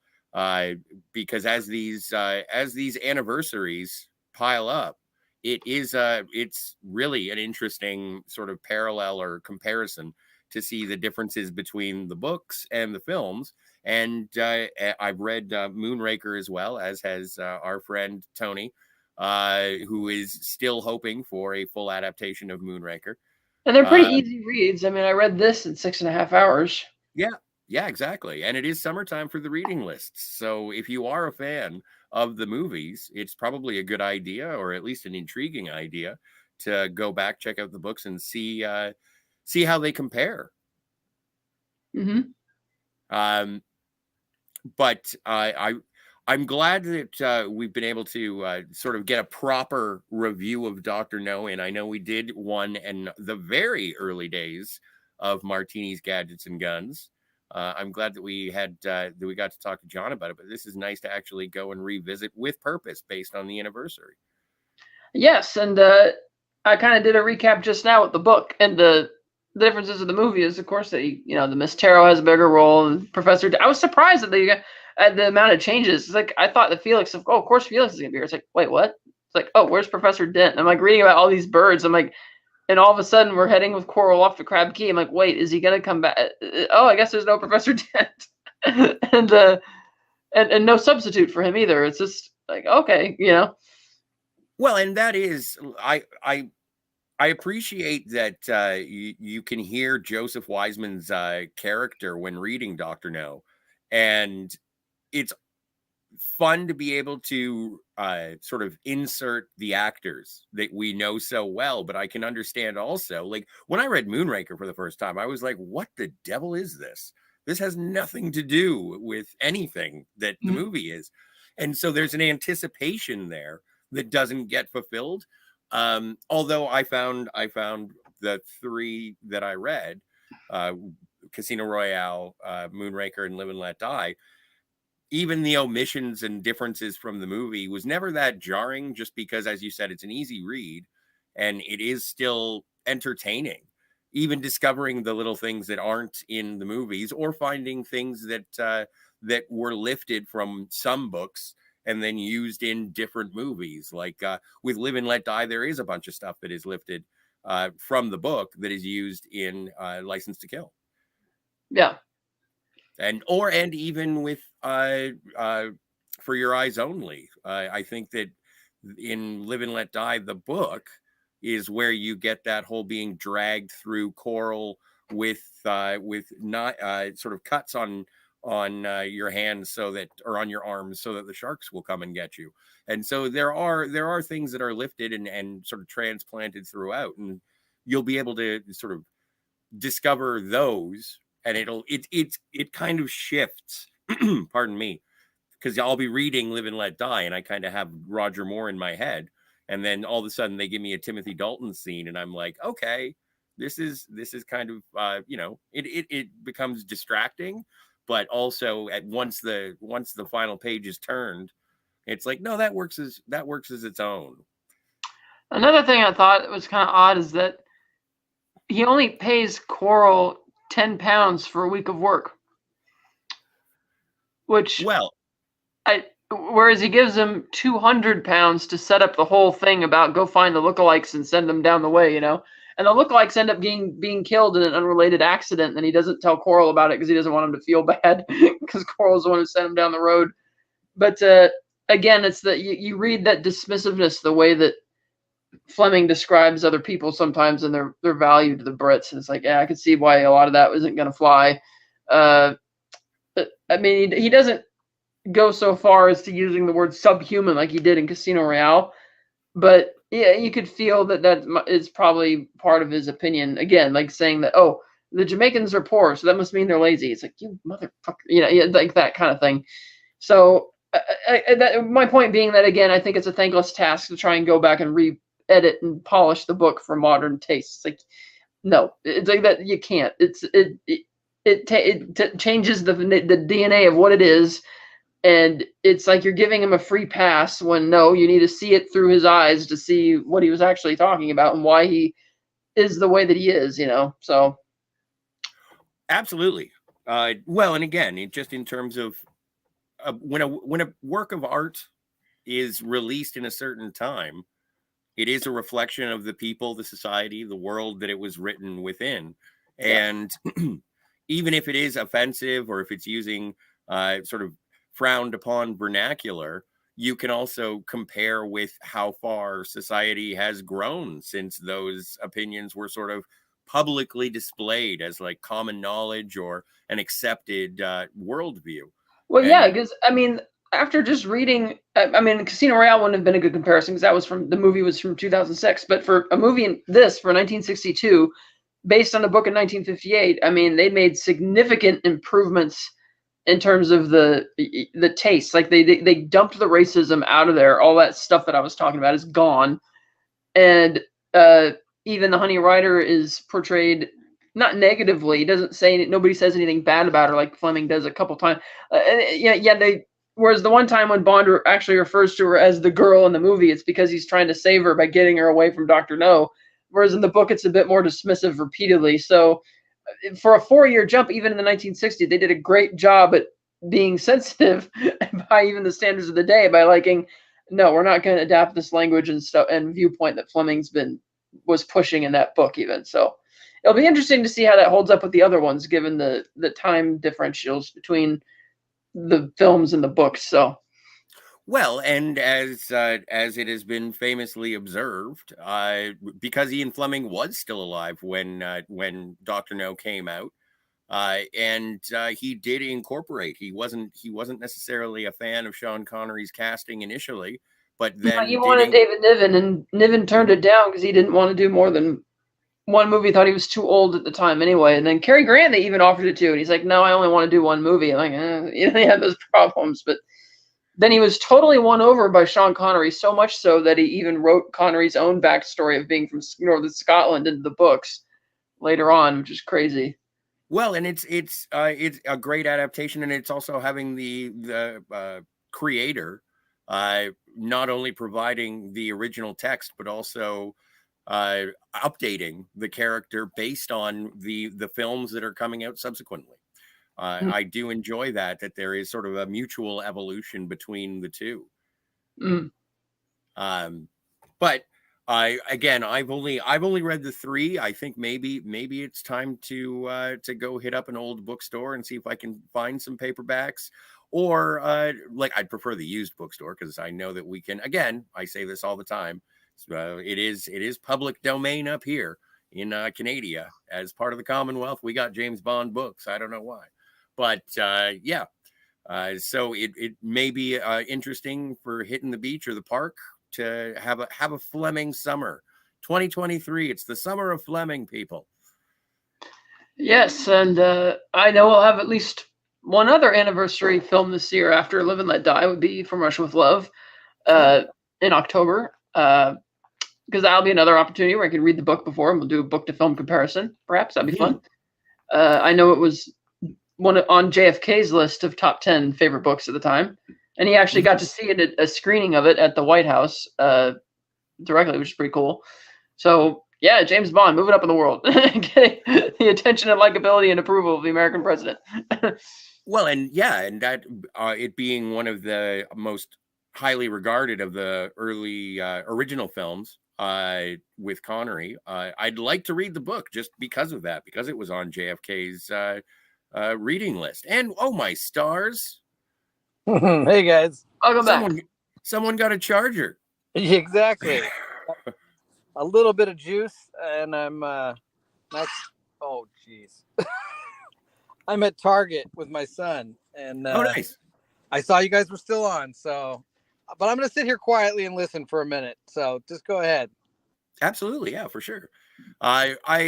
Did you have anything that you wanted to add, Kat?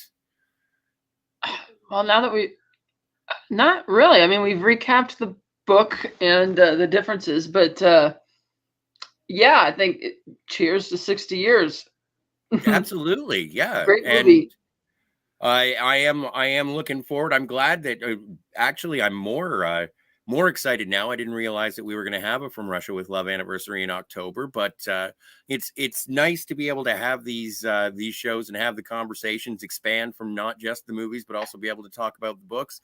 And we don't necessarily have to plot point by plot point, although I do love your recaps. There are a lot of people who are fans of your recaps, but it's nice to be able to sort of compare and contrast within the entire franchise.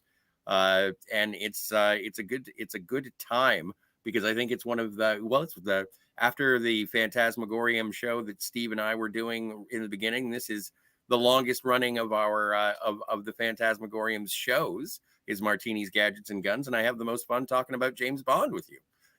Yeah, same. Thanks. It's really, really fun. Hey, John, I see a box. Did you get the Guardians of the Galaxy Happy Meal? For sure. My son loves French fries, so we had to go to McDonald's. Fair enough. Hey, it's a good time. It's a good time. All right. I don't have anything more to add. Do you have any final thoughts on your experiences with Dr. No or James Bond in general, John? No, nothing specific. I mean, I love the history of the series. I can't think of any other series that has as much of a rich history. So that's what kind of made me fall in love with it. A couple of years back during the pandemic, just watching through all the films, watching the little documentaries that came with them about the making. It's just such a fascinating series along the way. And the fact that what I love about it is how they don't connect the films, so that they can just keep this long running and reinvent themselves anytime they want, instead of feeling like a Star Wars where they're beholden to some storyline that they've been running for 30 or 40 years. So I think it's genius. It's always been genius. I don't think that they're, some of my favorite movies are pretty kick-ass action movies like Aliens and Terminator 2. And I don't think that any James Bonds really live up to that kind of super serious action, but they don't necessarily, most of them don't try to be, but they're always just fun. They are the definition of entertainment. And so with 25, 26, however many you call, part of the series. Every single one of them has some value that's fun and just high entertainment in most of them. So I just love it. Well, and I just discovered, Kat educated me that while Live and Let Die is going to be celebrating an anniversary next month, also we're going to be getting an anniversary for From Russia with Love in October. So there's going to be plenty of opportunities to revisit and discuss the Bonds. Heck yeah! Hopefully we'll hear something about the new Bond film by October. Hopefully. That would be nice. Yes. I would very much like to see someone on a skidoo or a sea-doo being announced as the new Bond, and then everyone complaining about the color of their hair. So that would be a blast. Kat, it's been so long. I don't know how we end these things. How do we end the James Bond ones? I don't remember how he ended. You should say, and Phantasmagorium shall return. I like it. I like it a lot. Before we sign off, I want to say hi to, I want to thank Daniel's Hot Topics for being here. Thank you to Ben for being here. Tim stopped by. Thank you so much. Movie Malice. I know Captain Infinity and Protein, Bumpmaster 1, Scogly. And it is a blast to see Captain Infinity, Herc 130. And on the advice of our Felix Leiter for the day, I'm going to say thank you, and the Phantasmagorium shall return.